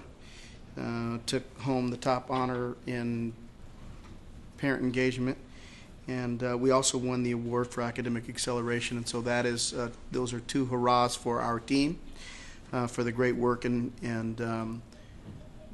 really the opportunity for kids. I mean, that's the big deal, that kids are getting opportunities, and while it's not always fun to lead, it's great when you lead and things work out as wonderfully as the academic acceleration program has. And for sake of time, that will be all from me tonight. Thank you. Director Wilson? Hi. I just wanted to share I had a chance on March 5th to attend the GLE meeting where over 100 parents and students attended, learning about the 2 upcoming trips to Ghana and Ecuador, and where and Free the Children Skyped in, which was really quite interesting. And I think that there was an expectation of perhaps 30 people, but certainly not 100 plus people in that room. Randy Kazar, Ryan Price, and Joni Hall facilitated it, and there were staff in the room who had been able to, that were there, who had scouted and scouted those 2 trips and were able to provide information and put parents at ease as far as information around health and safety and who stays with whom and who else is going and what happens in the event of a world disaster. And I think that there was an incredible amount of excitement and energy in the room. And but there's also been a lot of conversation around the limitation of offerings and opportunities to a number of students in just a few schools. And I think this is the nature of the whole global initiative, that we have to start somewhere, and we start in these small pockets, and these small pockets soon start touching each other, and we'll find that we have more and more and more students. But that we can't just stop with thinking about how we send students externally to other countries, but how we also start providing opportunities inside of Federal Way for students to kind of ready themselves for the global trip that they may take, so that we don't set students up, if you will, if we have only space for 24, but we have 100 in the room. We have incredible excitement, and I don't want to lose that passion when we talk students, because those are the students that we often will lose other ways, so it's a way of keeping them engaged. I met a wonderful young woman, and I need to tell you that there is a lot of work going on in Federal Way. She's a sophomore at Federal Way High School, and her name is Stephanie Eaton, and I'm going to call her out because she came to talk to me afterwards because she's working on her Girl Scout Gold Award, and for 2 years has been working at Green Gables on her own, coming in and doing an international program, sharing last year with 5th graders and this year with 2nd and 3rd graders after school about the countries she's visited and teaching them about the world. And so it's a wonderful way that students are getting the skills, but they're also sharing their learning when they are able to travel abroad. I also just want to share that, as some of you may know, soccer is in the midst, and spring is springing. And we have an incredible interest in soccer and some real unfortunate situations where we have very limited numbers of students who are able to actually get onto a soccer team. And I'm just going to talk about Thomas Jefferson, but it's gone way beyond that. And we started getting a lot of emails from parents and from students themselves who've been practicing forever and ever and ever and are not one of the chosen 22 because we only have a varsity soccer team. So in responding to a lot of community members and parents who have been wondering about their students who didn't get selected, I began uncovering some information and learning for myself around sports that I wasn't aware of. And a piece of that has to do with Title IX and how there needs to be a balance with our Title IX funding when we think about girls' sports and we think about boys' sports. And the question is then why some schools and districts have it and why some don't. And I will tell you, I don't have an answer tonight, but I can tell you that Vince Blauser has as great an interest in this as I do.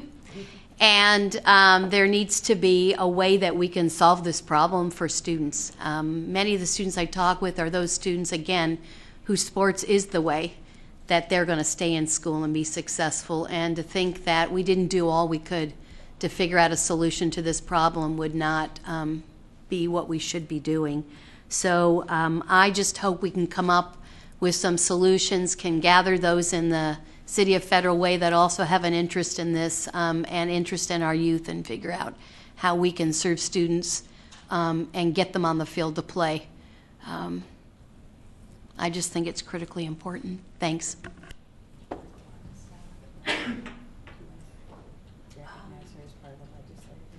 Yeah, I can do that really quickly. Sally's going to give the legislative agenda, but for my legislative report, all I was going to say that there's 2 days left, and there's not a lot of information. And even if I were to give you everything that I thought I knew, which isn't a lot, it's probably going to change between now and the time that the session ends. So I'm going to defer my report to Sally, who's going to talk a little bit about the state budget, and then at our next board meeting, hopefully we'll have more things to share, and I'm not sure what those are going to be. So, thank you. Thank you. Okay, Mr. McAnalloy. Yes. So I had the opportunity to actually continue my visits to schools, and I went to Mark Twain. I'd like to thank Steve Mayer for assisting me. I actually got to see ST Math live with some students using the product, and the sooner we can roll that out to all schools, the better. It's pretty phenomenal. Steve showed me the tracking they're doing, the things they're doing with it, and how they're working with those students, and I believe the technology that we can use to assist our students is a wonderful thing. And Jason Brown, I think Jason left, but I was going to just tell him that if there's any teachers that want outreach, I'm happy to go to any schools. I'll actually be visiting Wildwood tomorrow, and I will be at Adelaide at the end of the month. And that's the end of my report. Thank you. I have the opportunity to read a proclamation that was presented by Governor Jay Inslee. And it's important because it speaks to a very important part of our staff.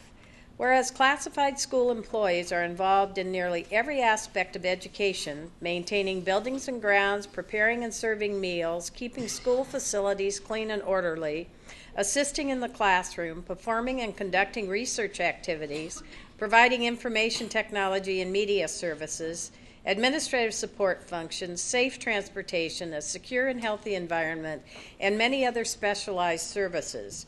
And whereas these dedicated individuals deserve recognition and thanks for the outstanding work they are doing for this state, their communities, and the students enrolled in Washington's public schools and universities. And whereas classified school employees are instrumental in fulfilling the state's paramount duty to educate all students. And whereas by supporting the learning environment, classified school employees are crucial partners with professors, teachers, parents, administrators, and school boards in our education system. Now, therefore, I, Jay Inslee, Governor of the State of Washington, do hereby proclaim March 10th through 14th, 2014, as Classified School Employee Week in Washington, and I urge all people in our state to join me in this special observance. If you're in a school building or meeting with someone who is a classified employee, or if they're your neighbor, please give them our thanks and tell them how much we appreciate the work they're doing for kids in this district. Thank you. Okay, now we're going to move on to a continuation of our yearly reporting, and we're going to go to ENDS 2. And ENDS 2 speaks to student achievement, and it's each student at every grade level will perform at or above the state or district standard in all disciplines. Each student's progress shall be measured annually by academic growth. And before we go to Marie and Dave, Vince, I'm going to ask you to summarize the EL because I'm not going to read the whole thing. Okay? Thank you. Absolutely. Okay, let's go. So we'd just like to begin tonight, hello again, by reminding you that you received this nice, beautiful, hefty binder a couple weeks ago, which is the full and complete E2 report.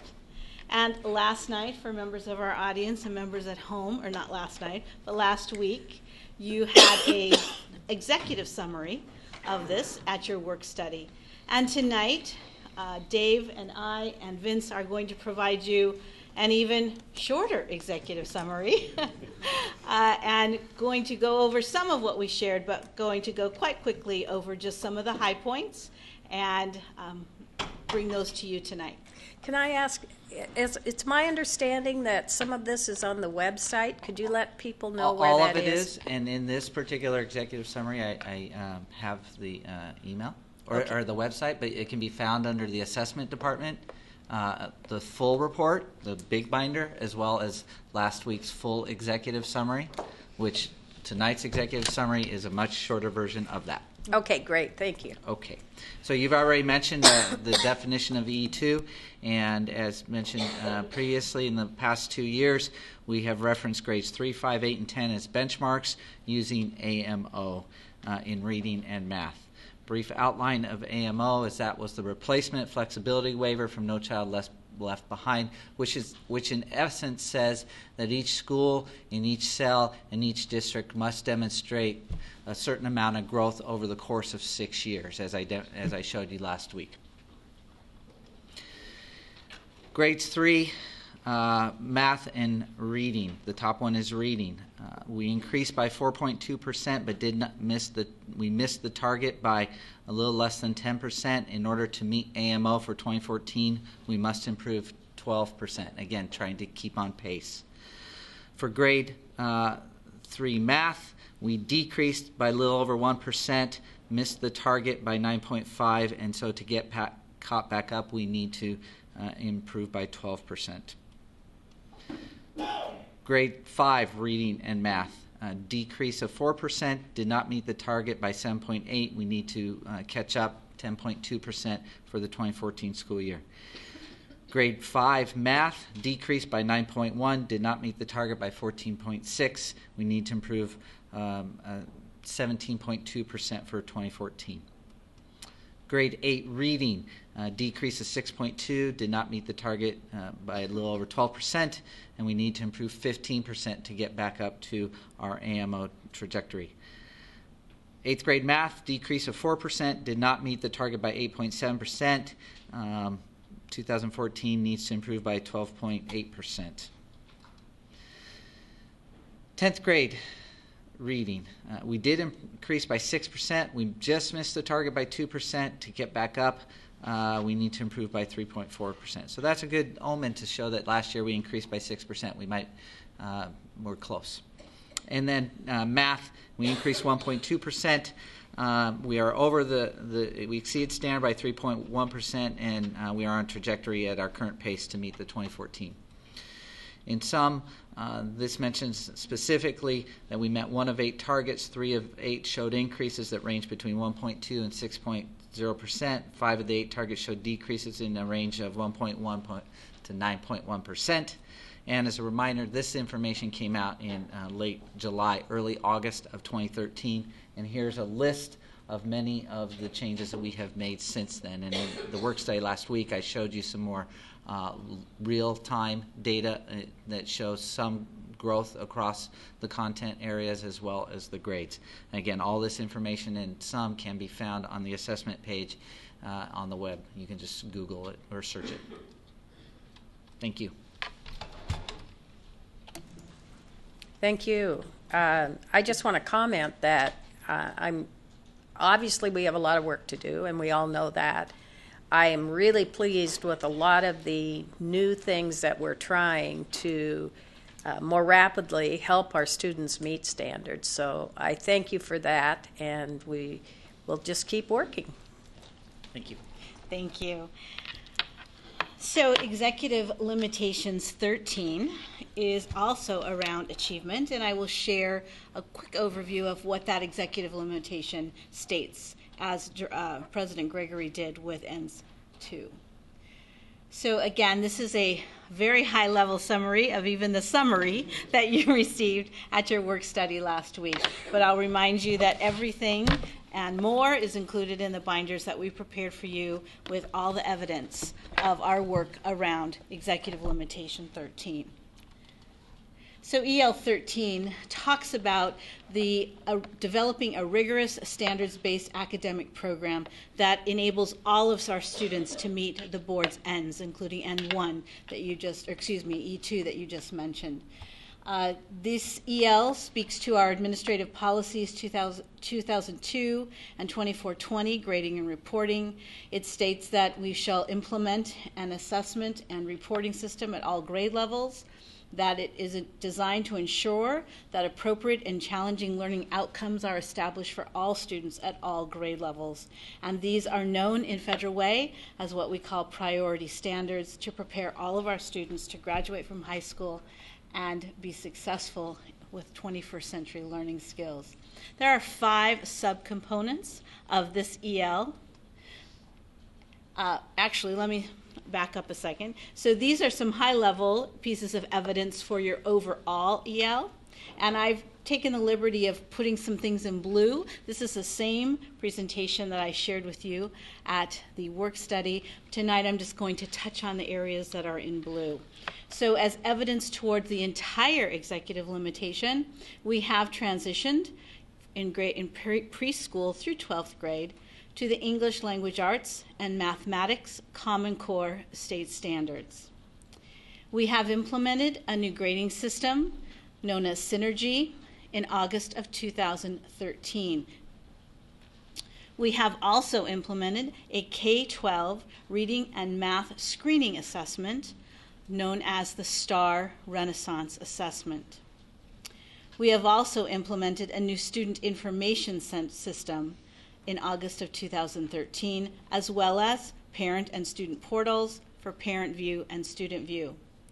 In addition, we have a new online dashboard called VersaFit, which allows staff to receive data on students, individual students, at the click of a button.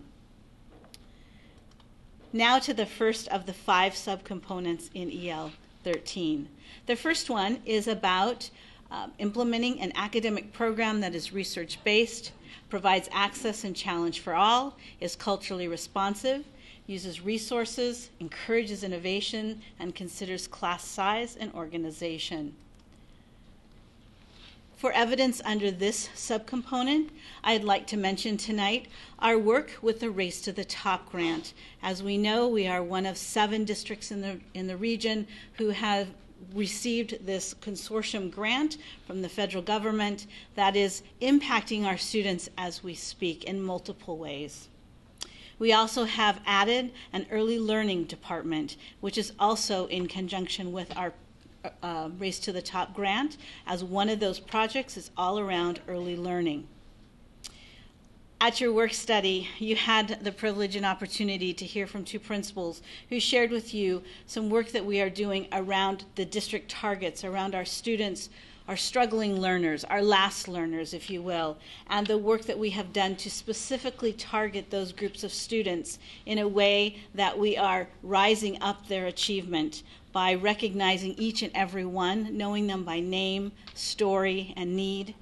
And you also got to hear in the voice of some of our students last at our work study, and those are going to also be posted on the web as we have permission from those parents to do so. Very exciting work, and that work will continue through the next couple of years. The second subcomponent of EL 13 is that we shall adopt or ensure that we have an adopted curriculum and rigorous professional learning, coaching, and training.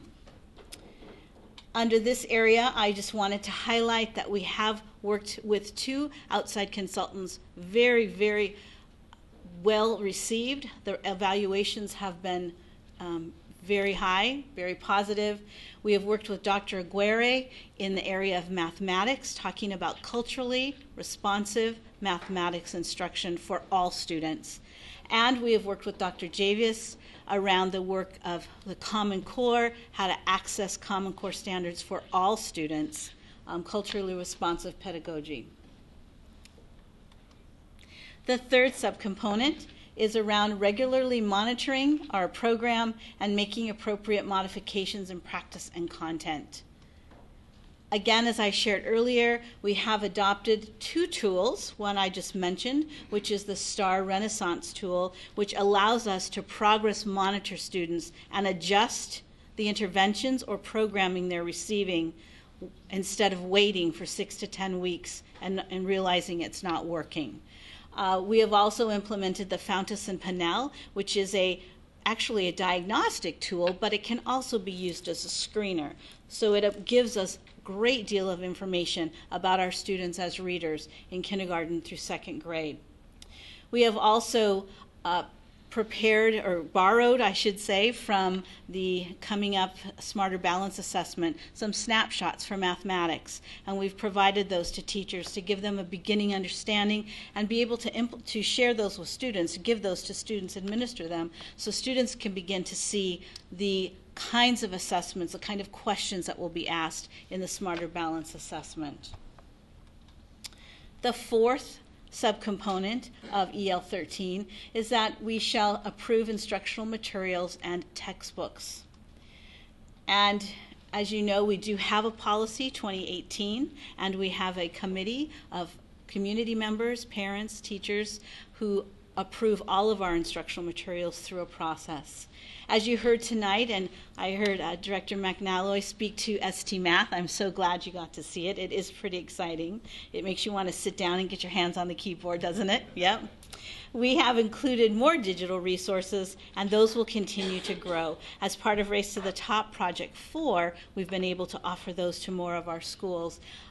And we've also are hoping to expand those as Executive Director Mayberry has shared with you through the IT work. We've also been purchasing iPads, more iPads for our kindergarten, 1st, and 2nd grade teachers, as well as our CTE teachers. The kindergarten, 1st, and 2nd grade teachers, there are apps that go along with some of the assessments, the Walk Kids assessment, as well as the Fountas and Pinnell system. So it enables the teachers to use this technology to expedite the assessment of those students. And finally, the last subcomponent of this EL is that we shall implement a standards-based grading and reporting system. And tonight, the highlights that I'd just like to share with you is that we had a parent forum this year where we spoke to some of the need for some adjustments to that grading and reporting policy. We prepared online surveys for parents, students, and staff. And we have implemented a grading advisory committee whose first meeting was on February 20th, and our second meeting is coming up on March 20th, where we will identify some common themes. We've actually not only just brought the input from the committee that they generated on the 20th as to improvements they'd like to see in the system, we also brought the feedback from the parent forum, because we collected all of those and typed it all up so we can match it and see where there's common themes. So those parents' voices, the large parent voices, will also be included. And we have also included 2 part-time grading TOSAs who I had the good fortune to meet with this morning. And they have been out, they are part-time teachers, so they're still in classroom using the tools.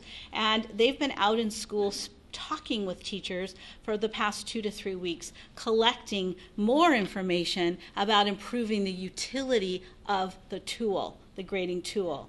And they're assimilating that and putting that together so that we can turn around and share that with EduPoint to see if we can get some of those recommendations turned around to improve the system for our teachers.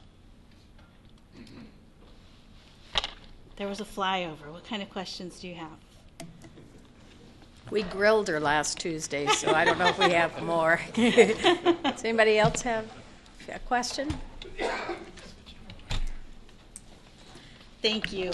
I just had a youth, I know a youth that was at the meeting and enjoyed thoroughly learning, and also enjoyed thoroughly the small conversations that were had at that grading advisory. So I got feedback on that and really felt that they were part of that group and what they said was valued. So thank you for including them in that process.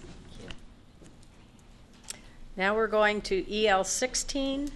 Vince, the title is Advanced Program. Good evening. I'm here tonight to talk with you a little bit more about EL 16, the summary I have for you. I presented this at the work study last week in full, so we had a great discussion that evening. Just to remind all of what EL 16 addresses, in this report we'll be reminded of the reason why we conduct academic acceleration programs and why we have them in place, and what we know about the data, what we've learned so that we do not fail to ensure advanced programs and coursework is available to all students. I want to begin by sharing with you first that according to a recent survey, a majority, 82% of Federal Way students, regardless of their demographic background, wanted to complete a 4-year college program. They said, I'm in. I believe it is a collective understanding that a major focus of upgrading students to academic accelerated courses is to increase the student's chance of successfully completing a 4-year college program. And the reason we are focused on academic acceleration program is that research shows that the academic intensity of a high school curriculum is the leading predictor of post-secondary educational success. It's the number one indicator of success if they've got an academic accelerated course and completed it in good standing. So I think we really have an obligation to expose as many kids to this level of rigor. So here's what we know. The following data informs our next steps and our focus. Here is a graph that shows the data of our enrollment numbers of academic acceleration courses by grade level and with totals. This span of data is collected from, well, you can see from 2009-10 to 13-14. Last year, our August enrollment took a dip, if you recall. So we took some calculated aims at specific targeted gaps by changing our behavior and practices. We became very student-centered and intentional in personalizing education for students. And we took really great pains in educating parents and students about the benefits of academically accelerated courses. And then we provided support where it was needed to retain students once they got in the program. And as a result, you can see in the totals there that we've increased our total enrollments fairly significantly in 11th and 12th grade. Here's a graph that shows the same data, 11th and 12th grade students by comprehensive high school. Again, showing the total numbers at the end. And again, all schools showed a significant increase. This graph here shows the ethnic distribution of students enrolled in advanced courses, 9 through 12, per comprehensive high school. And the total numbers that are associated with those groups. And I like this comparison here. This is the same graph showing the comprehensive high school, or the comparisons of ethnic enrollment by school as in comparison to the last 2 years, 2012 and 2013. Statistically, we either increase or maintain our enrollment, which is really great work when you think about kids graduating and having to really fill those seats again, moving up.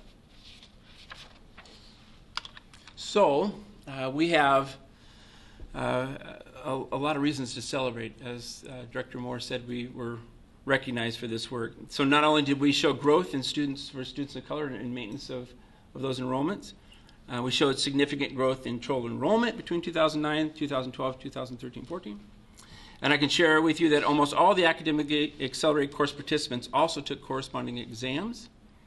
And we are also being recognized locally and nationally for our work through various research papers and articles and award ceremonies. So what have we learned given the data and having had a chance to analyze and evaluate the continued implementation of this program? Lots of words on this page, I apologize. But worth noting, I won't hit them all. We learned how to build on our own efforts to maintain and exceed our goals in a timely and effective manner. We increased enrollment through our auto enrollment policies. We are now well into establishing an early warning indicator system that catches students struggling early and getting them back on track. And we've been awarded about a $35,000 grant through the Roadmap program to support this work. Each school, comprehensive high school, has developed an academic acceleration intervention program. Teachers are actively collaborating with grade spans to make sure that we're handling those transitions between 8th and 9th grade, which are significant transition times for kids, and maintaining an AVID at each school, AVID program. Recently, this year, Thomas Jefferson, Kyle, and Totem were authorized through a rigorous MYP-IB authorization team study, which is very important for them moving forward. Todd Beamer, Sequoia, and Illahee have become MYP first-year implementation schools with a plan to send the second half of their staff through training this summer. So they'll have a whole staff involvement in that rigorous program or set of skills. We are also paying close attention to personalizing education for kids. This has been, I think, a significant movement on our part. The Race to the Top funding has enabled Fedway High School in Truman to hire academic acceleration coordinators. They've established some PD series for teachers. We're establishing an academically accelerated course cafe for kids to support them. And we're looking at professional learning communities for our teachers to collaborate with the academically accelerated issues. But we're also really excited about this no longer being a policy, but a culture in our district. That we're seeing this as what we do now and not really having a discussion about the policy. With that, at each high school, our staff has personally interviewed students. They've contacted parents. They've shared information. They've automatically enrolled kids. We have parent orientation nights, some morning and afternoon. Schools are doing a great job in communicating that piece.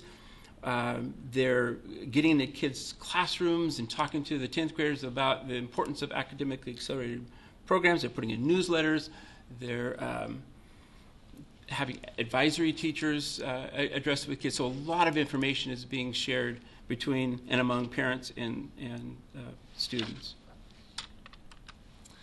I put this slide in because I'm pretty proud of the work that's being done nationally.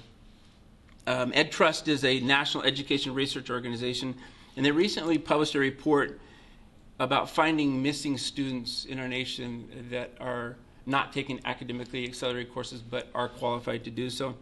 They cited that AP, Cambridge, and IB courses are powerful means of disrupting the high-end achievement gap, especially for our low-income and our students of color. They reported that if every school focused on this work in finding missing kids, that we would almost entirely eliminate the participation gap. Imagine. They highlighted that many schools have successfully eliminated the inequitable patterns in students taking these courses, and they offer our story in this report as an example for others to follow. The website link at the bottom of this will be on our hopefully our website at the district. gives you a chance to look at this research paper, and it highlights Federal Way and the good work that we're doing here, great work that we're doing and continue to do. That concludes my summary. Thank you. Questions? Comments? Questions? I just wanted to say I really appreciate the work, and it's amazing what you can do when there's money that's attached to it. Specifically want to talk about the money that's coming in through Race to the Top, and today I had a chance to be at the early warning indicator system convening that you addressed with Dr. Robert Balfance from Harvard Everyone Graduates Center, and the whole concept in the district and the 7 roadmap districts, but there was interest across the state. That's right. And people that were there is really looking at attendance behavior and course performance as indicators, but in addition to that, looking at other success measures that may or may not be as visible as a grade might be, that are really looking more at social emotional issues that impact student and student achievement. And if you flag students who have attendance at less than 80%, have a behavior referral, and have a course failure in math and English, and you pair that with these other measures, that you oftentimes see a picture and a story on students that collectively, unless you looked at it that way, you would not ever see. Right, it's very and I think the work that's going to be happening in the district, that is already happening, can only help support and also move us toward the outcomes we're looking for on the other end, which is greater graduation rates, because the focus of this is really middle school. And as I look at this, these are things we need to be looking at really as children enter school and start doing these interventions early on, so we set a stage for success. So thank you so much for the work, and I'm glad there's money behind it. Further comments or questions? If not, thank you very much. You're welcome. Thank you. Now we're moving on to one of the scarier topics, and that's the state budget update. Oh, now we're moving on to one of the scarier topics, the state budget update. Sally? Thank you, President Gregory, members of the board, Deputy Superintendent Davidson, members of our staff and community audience. I think this year we can actually recognize that we have a different conversation in front of us. And so first, I know you guys have been sitting for a really long time and listening for a very long time, so I won't take 25 minutes to go through this. We do have a work study scheduled next Tuesday to talk about budget and elementary facility needs, so I'll certainly have an opportunity to dive deeper into various areas. So if I prompt certain questions this evening, while I'm not saying you shouldn't ask them, because I'd like to be able to respond, you're also free to email me those questions outside of this meeting so I can be best prepared for next Tuesday. Erin Jones shared with me before I get deep into my presentation that today she had 10 of our students down in front of the House Education Committee talking about the value of AVID, Advancement by Way of Individual Determination, which is a program that we have invested local funds in over the years in our pursuit of making all students college ready. And so I just wanted to share that with you because I wasn't aware of that activity, and I'm always pleased when our students can speak to our elected officials, because I think that message resonates with elected officials much more strongly than when I go down and testify about why we need more money. They're used to hearing me say that. So I think the first thing I want to do to lay out a framework around budget planning for 2014-15 is to talk about timelines. And you'll notice that the first thing that pops up on the screen is that it's subject to change. So some of the timeline pieces that are key for us is we know the legislature convened on January 13th for this second year of the biennial budget, which is scheduled as a 60-day short session. We know it was the Senate's year to release their budget first. They released a budget on February 24th. The House released their budget very quickly after that on February 28th, and has actually gone so far as to already release an amended Senate budget. which is highly unusual in the budget deliberation process. I'll show you another slide about what more typically happens. The legislature is scheduled to adjourn, if they're on time, on March 13th. If they actually adjourn on time, it will be the first time I think they have been able to adjourn on time for 5 years. I think it has been not the rule, but this will be an exception, and hopefully an exception that they can continue to follow if we're not in the middle of a tech bubble burst or another great recession. Following our typical timelines, I will bring different components of the budget update to you at each of the board meetings between now and May 13th, when the superintendent is tentatively scheduled to forward his budget recommendation to you. We have historically held 2 public hearings related to budget. We're only legally required to hold 1, but we like to give our community the opportunity to have 2 opportunities to respond to that budget. The first public hearing is currently would, following past patterns, be scheduled for June 10th, with the second public hearing and adoption scheduled for June 24th. Again, this is just the timeline with pretty much everything being subject to change between now and August 31st, which is when you legally are required to have a budget adopted.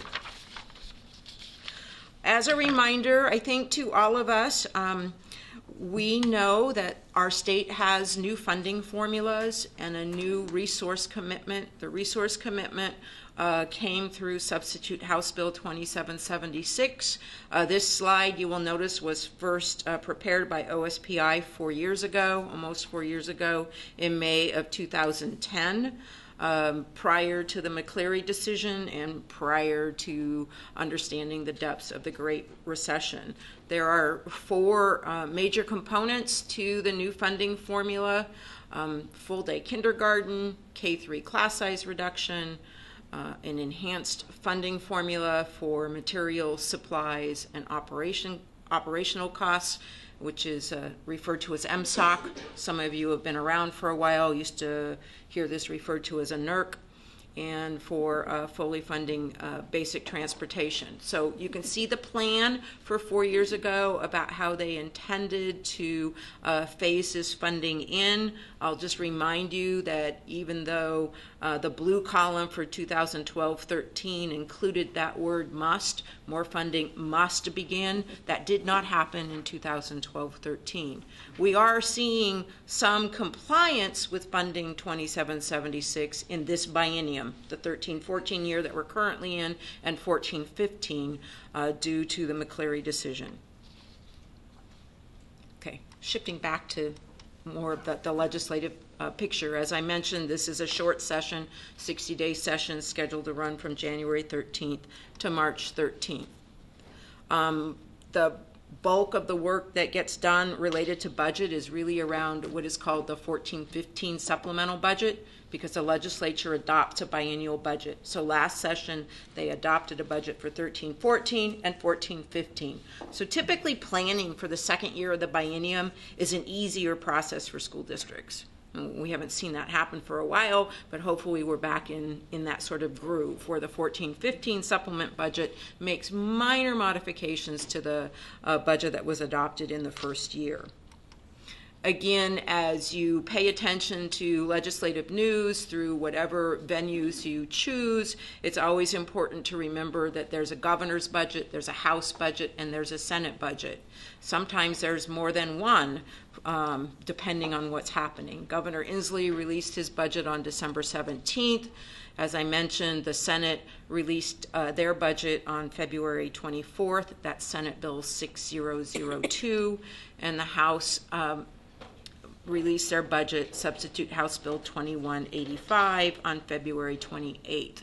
The House has also released engrossed Substitute Senate Bill 6002. So they took the Senate budget that's already come out of the Senate, and they've already responded to that, which is the unusual piece of the political process this time.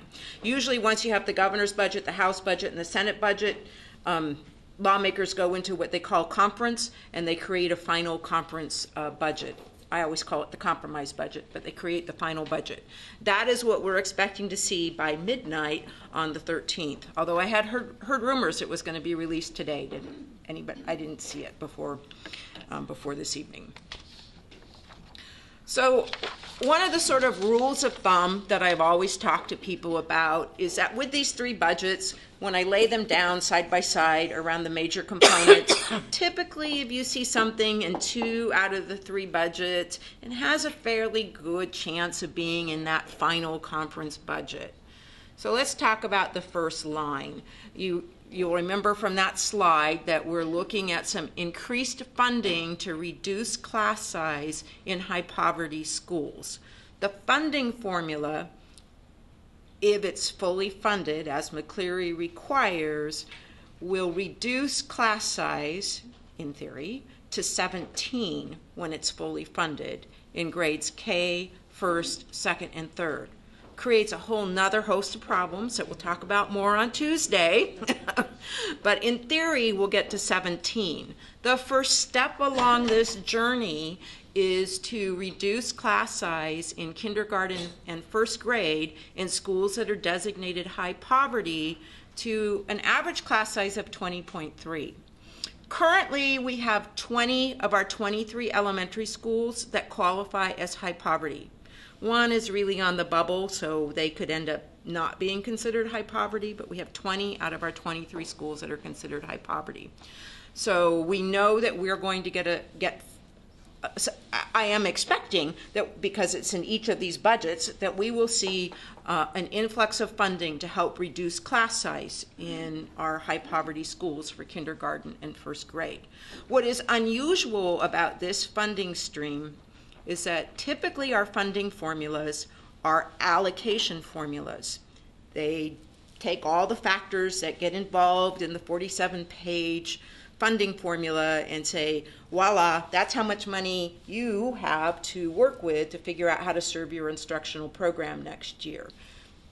What's happening with this class size money is not only will the funding be generated, but there will be a compliance measurement attached to that.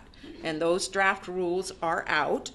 But if you think about some of the challenges of achieving the maximum funding, if you think about some of our small elementary schools that say only have 2 kindergarten classes and 2 1st grade classes, well, if you have 20 in one class and 21 in another, your average is going to be 20.5.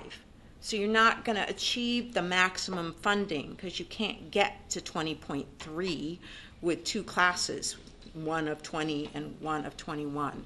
And the same is true if you have 3 classes, 20, 20, and 21, you get to 20.33. I'm pretty sure we won't be compliant. That might be as close as we can get. And, quite frankly, our schools are neighborhood schools, and students don't come nicely bundled.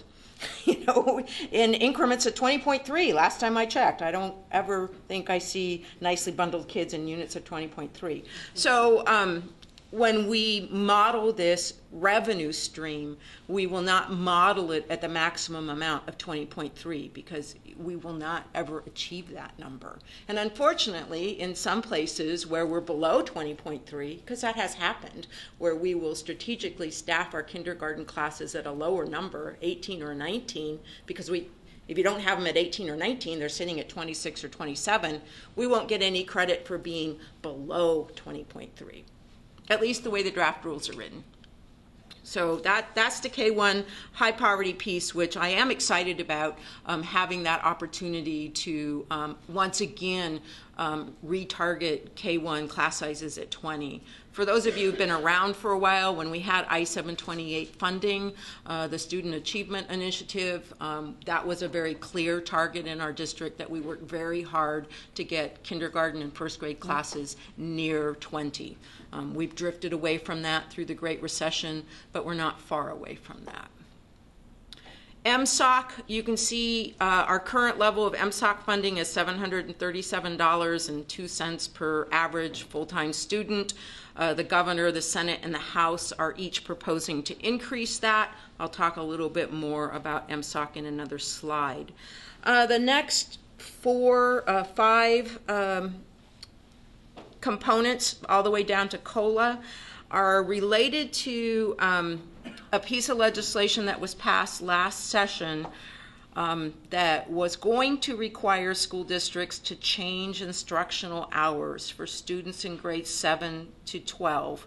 Currently, the state minimum is 1,000 hours. The legislation was written to increase that to 1,080. We are at 1,080. And there was funding that was supposed to come along with this increase in instructional time. There were also lots of concerns about how this was going to work. So at this point in time, it appears to me that the Senate version, what they're doing is removing that requirement to go to 1,080 hours, but they're taking that money that they had committed to the additional hours of instruction and threading it back out to high schools with yet another bump in MSOC, with an interest in reducing lab science class size to 19.98. I'm really amazed at how we come up with partial students, and increasing the counselor allocation. Now, obviously, no rules have been written around any of this yet. The reason I feel confident that this Senate version might be the one that actually comes out of the conference budget is because when the House did their engrossed substitute Senate Bill 6022, they adopted this portion of the Senate budget. So that says to me that there's agreement around that piece. The COLA, I have another slide. So again, at the same time Initiative I-728 was passed, which was in November of 2001, Initiative I-732 was passed to provide cost of living adjustments, or COLAs, for all K-12 employees. And in the House budget, the House is proposing a 1.2% increase in the salary allocations. So let me show you this next slide, because I think, again, this is an important component to understanding K-12 funding. The state provides a salary allocation off something called the LEAP schedule. It is not an actual salary reimbursement or a salary mandate or requirement, except for certificated teachers. So we get LEAP allocations for certificated staff, which we more commonly call teachers. We get LEAP allocations for administrative staff, and we get LEAP allocations for classified staff, the staff that you recognized tonight in that proclamation.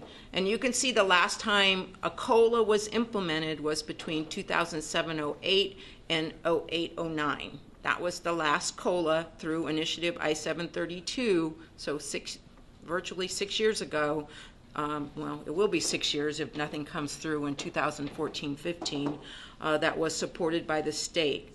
The numbers in red represent actual reductions to the level of state funding that was provided for salary allocations. So for our certificated staff, our teachers and our educational staff associates, the state actually reduced their contract from 182 days to 181 days between 08-09 and 09-10. The district picked up that additional day. Between 08-09 and 09, or the next year, the state reduced another day from 181 to 180 days. They can't reduce it below 180 days because that's what's required under state law for the minimum number of student contact days is 180. So again, the school district picked up that and continues to pay for the 181st and the 182nd day through the tri-schedule. In 11-12 and 12-13, you'll see red across all three of those columns, and that was when the state implemented the concept of a furlough, which they did by reducing our salary allocations. Once again, the district with board support moved forward to sustaining salaries for our K-12 employees. We did not implement furlough days. which meant our revenue was reduced, but our expenditures stayed at the same level. So when you look historically at our fund balance, you'll see that we've been spending more money than we've been getting, and that was largely due to the furlough days in 11-12 and 12-13. Again, as the legislature adopted this biennial budget for 13-14, they restored the furlough concept, so they restored our levels of funding back to the same amount we had in 2010-11, but COLAs were not proposed for 13-14 or 14-15 until we saw the House budget on February 28th. I think another piece to remember, since it's been so long since we've had a COLA, is that when the legislature funds a COLA, they only fund the COLA for the units for the staff that are funded through the state funding formula. So there's no obligation for the federal government to provide the same amount of COLA or necessarily for our local levy to increase to cover that local COLA. So the general rule of thumb for us is that for every 1% COLA that gets passed through or 1% increase in retirement rates, it costs us about $750,000 in unfunded COLA. And again, since it's been 5 years and we have new funding formulas, we kind of need to walk back through that and revet that number and make sure that's still the same right rule of thumb for us. But I just want to point that out because that could become part of our conversations about how we balance budget when you have an expectation that that COLA is going to be increased to all employees, not just those that are coming through the state funding formulas. Couple other educational issues that are out there that have implications specifically for budget. One is the implementation of the new LAP, or Learning Assistance Program requirements. This came out of legislation last year, and it gives us a year to figure out how we're going to implement our new LAP requirements. The big changes are is that we're required to spend LAP dollars in schools where less than 40% of our students are meeting the reading target in K4, but it also expands our ability to spend LAP dollars. You'll recall this is how we added all-day K to the 7 elementary schools that are not state-funded all-day K. We've never been able to spend LAP money that way before. LAP money is now also recognizing that behavior intervention may be something that needs to be supported, and it specifically allows us to support 11th and 12th graders with credit retrieval. So there are plans in place, or not plans in place, but there are discussions underway about our best strategies for realigning our LAP dollars. I talked briefly about the fact that the 1,080 instructional hours in grades 7 through 12 looks like it's being modified through engrossed second substitute Senate Bill 6552, which instead of mandating an increase in instructional hours, implements the core 24 credits required for graduation in 2019. This legislation has not yet passed, but that appears to be the direction we're headed in the next 48 hours. We know there is some controversy related to Washington State's No Child Left Behind federal waiver, with the requirements for student performance being tied to teacher and principal evaluation. The bill that has been introduced to address the Department of Ed's concerns with our current evaluation system is House Bill 2800. In the event that this bill is not passed, or some appropriate, whatever the Department of Ed is requiring to be passed is not passed this session, it is my understanding that we will revert to the NCLB requirements, which have some financial sanctions in them, and so we'll be, trying to put our arms around what that might look like as we go through building the 14-15 budget. And obviously, there's still some federal sequestration impacts out there that are feeling a little soft and nebulous, but I don't want people to forget about them. Physical plant constraints, or the size of schools, and trying to figure out how you're going to reduce class size to 17. I mean, the good news is on the capital budget in House Bill 2797, They have proposed supporting $700 million in school construction funding that doesn't require a local match to provide more space for kids, ranging from portables to actual classrooms. But to give you some idea of the magnitude of the need, for us to take our current K-3 population size to 17 in our high poverty schools, we need 109 classrooms. 109 classrooms. That is probably equivalent to 5 new elementary schools, and probably means we need $150 million. I don't know that we're going to get 150 of the 700 million when we're only one district out of 295 in the state. But it is a step in the right direction, and I will be hopeful that we will qualify for some of that funding. The last slide I will end with, besides the question slide, I talked about MSOC, material supplies and operating costs. Again, OSPI takes each of the budgets, the governor's budget, the House budget, and the Senate budget, and they run formulas behind the scenes to create estimates for us. And I always think it's important to understand that we're talking about estimates, but you'll recall the governor's budget increase was the lowest increase in MSOC. But even with that low amount, we're talking about $800,000. The highest MSOC increase was in the Senate budget, which would potentially generate about $2.2 million. I think it's important for us to be thinking about some strategic investments in 3 key areas. And those 3 key areas would include curriculum and instructional materials. They would include student technology. Even though we have a tech levy, we know our needs are greater. And when you start thinking about the implications of smarter balance, that really, or ST Math, that starts to ramp up that need. And we know we have building maintenance issues that we would like to address that are not funded through a capital project or through the current budget. So again, just to give you some idea of, yeah, it's new money, but the needs are still going to outweigh, I'm sure, what our resources will look like. But we get to make choices about how to add this year instead of choices about how to subtract. And I hope I remember how to add. Thank you very much. Questions? I just had questions and concerns around, obviously, space.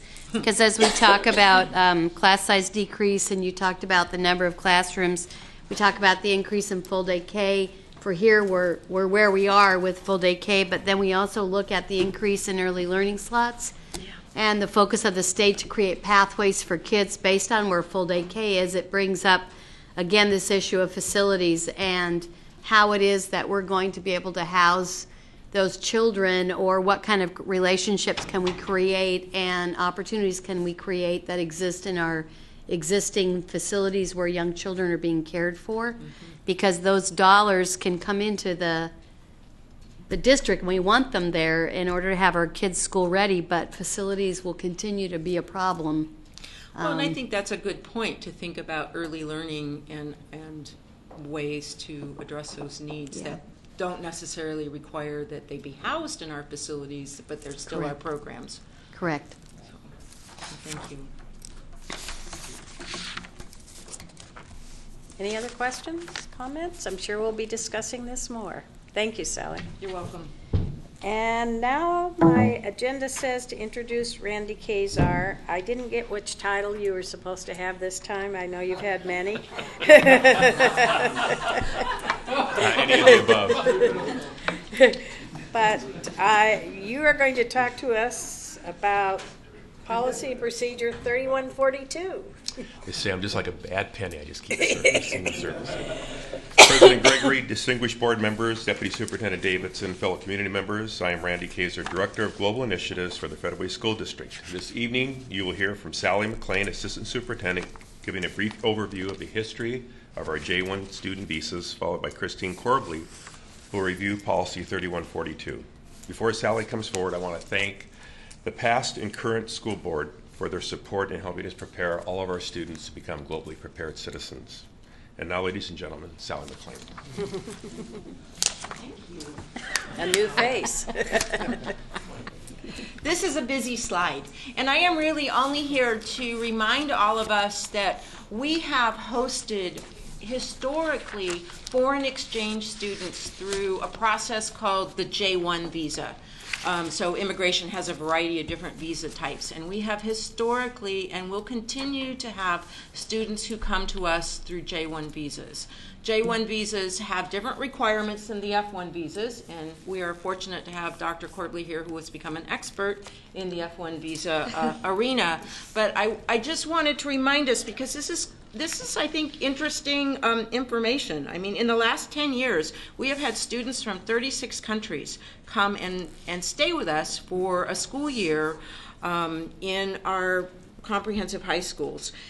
On average, we have about 12 J1 students in any given year.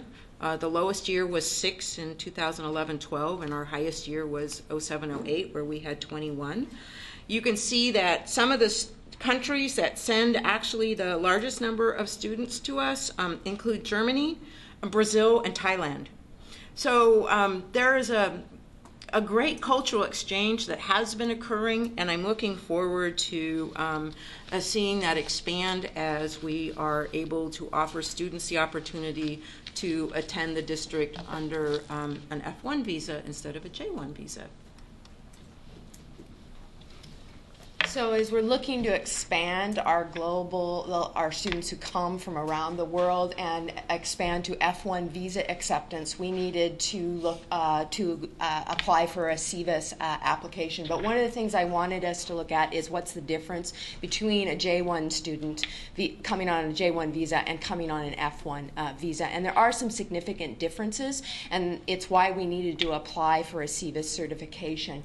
So when a student comes on a J1 visa, they're sponsored by some organization like Rotary or another organization that actually sponsors them, and they have to live with a host family. They can't live with their own family member or something if they actually come here, and they can only stay for one school year, and then they have to go back to their home country for 2 years before they can re-enter the United States. They have to be between the ages of 15 and 18, which is something they have in common, and they can't get a high school diploma from one of our actual schools. They can only get a certificate of attendance. They can still participate in all of the activities of our school as our F1 students can do. So when an F1 student comes to our school district, they can come for a year and only be in a public school for a year, although an F1 student could be in a private school for an extended period of time, but they can only attend a public high school for 1 year. But they can actually receive a high school diploma from us if they meet all of the same requirements as all of our students. They can also apply to our colleges and extend their visa. They do not have to return to their home country in order to continue their educational experience. So they can actually extend their educational experience in the United States.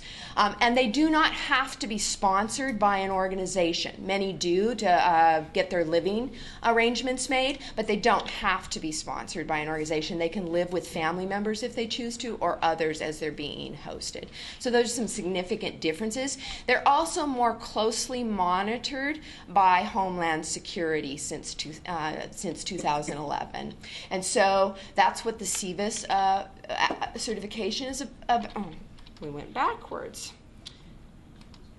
So that's what CVIS is about. When we apply for certification, we're applying actually so that we can actually give students what they need to actually apply for their F1 visa. So a student who wants to come to our district would fill out an application, and then we provide them an I-20 form so they can actually get an F1 visa, because a student can't enter the country without an I-20 form, because Homeland Security monitors all students who come into the country on an F1 visa. And so we have to be part of that, what's called the Student Exchange Visitor Information System, and we monitor those students very closely even once they've arrived here. So we applied for that application in October of 2013.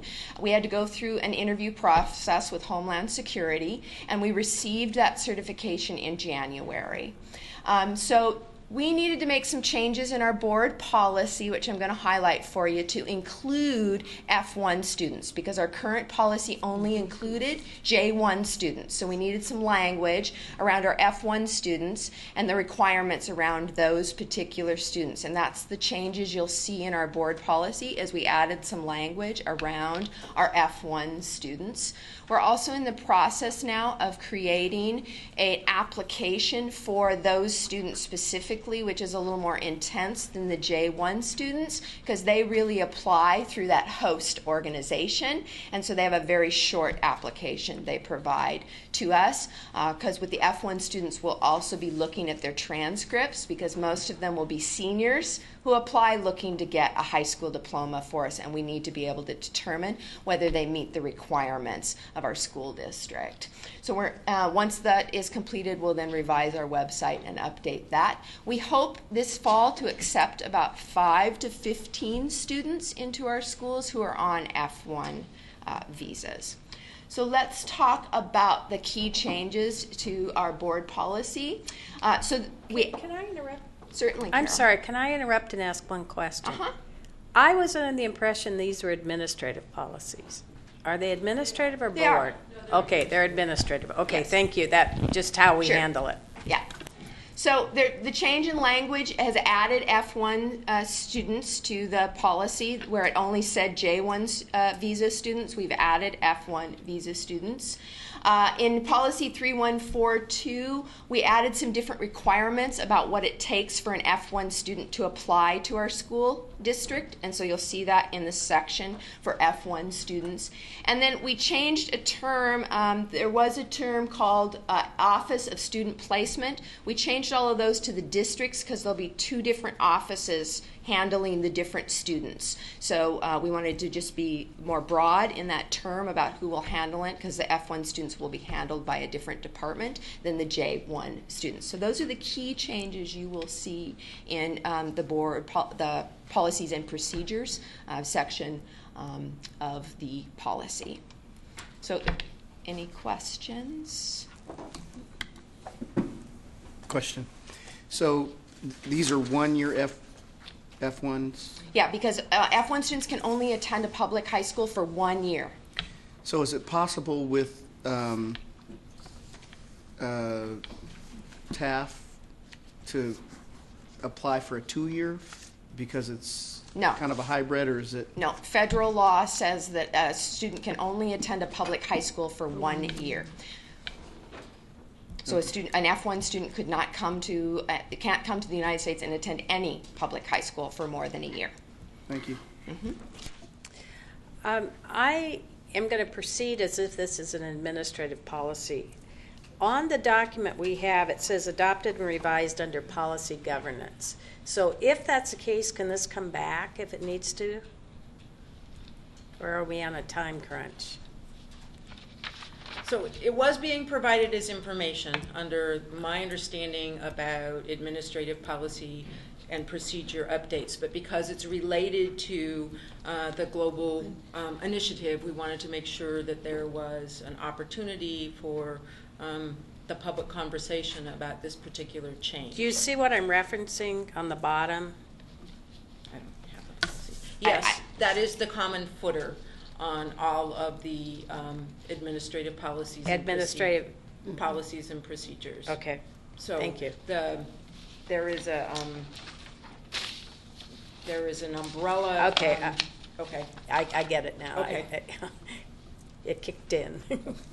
Go ahead. Any other questions or comments? No, I think, but this will be a great piece of information to include as we gather our global advisory to talk a little bit about not only what we're doing internally and externally, but how we're kind of creating that that flow and also another opportunity and revenue stream for the district. I did have one question. How are these students related to the relationships we've established in other international districts or countries? So one of our hopes is to build relationships, and that many of our F1 students will come from those sister schools that we are actually developing relationships with. And so we have already begun some conversations with some of those schools, and they are wanting to send some of their students on F1 visas to our schools. There is an advantage over a J1 visa to send on an F1 visa because you don't have to go back to your country for 2 full years before you can re-enter the United States on some sort of educational visa. And so many students, even if they only want to come for a year, would prefer to come on the F1 visa rather than on the J1 visa. And so our opportunities for more students to come from a larger variety and from our sister schools increases with the F1 visa opportunity. Great. Thank you. Mm-hmm.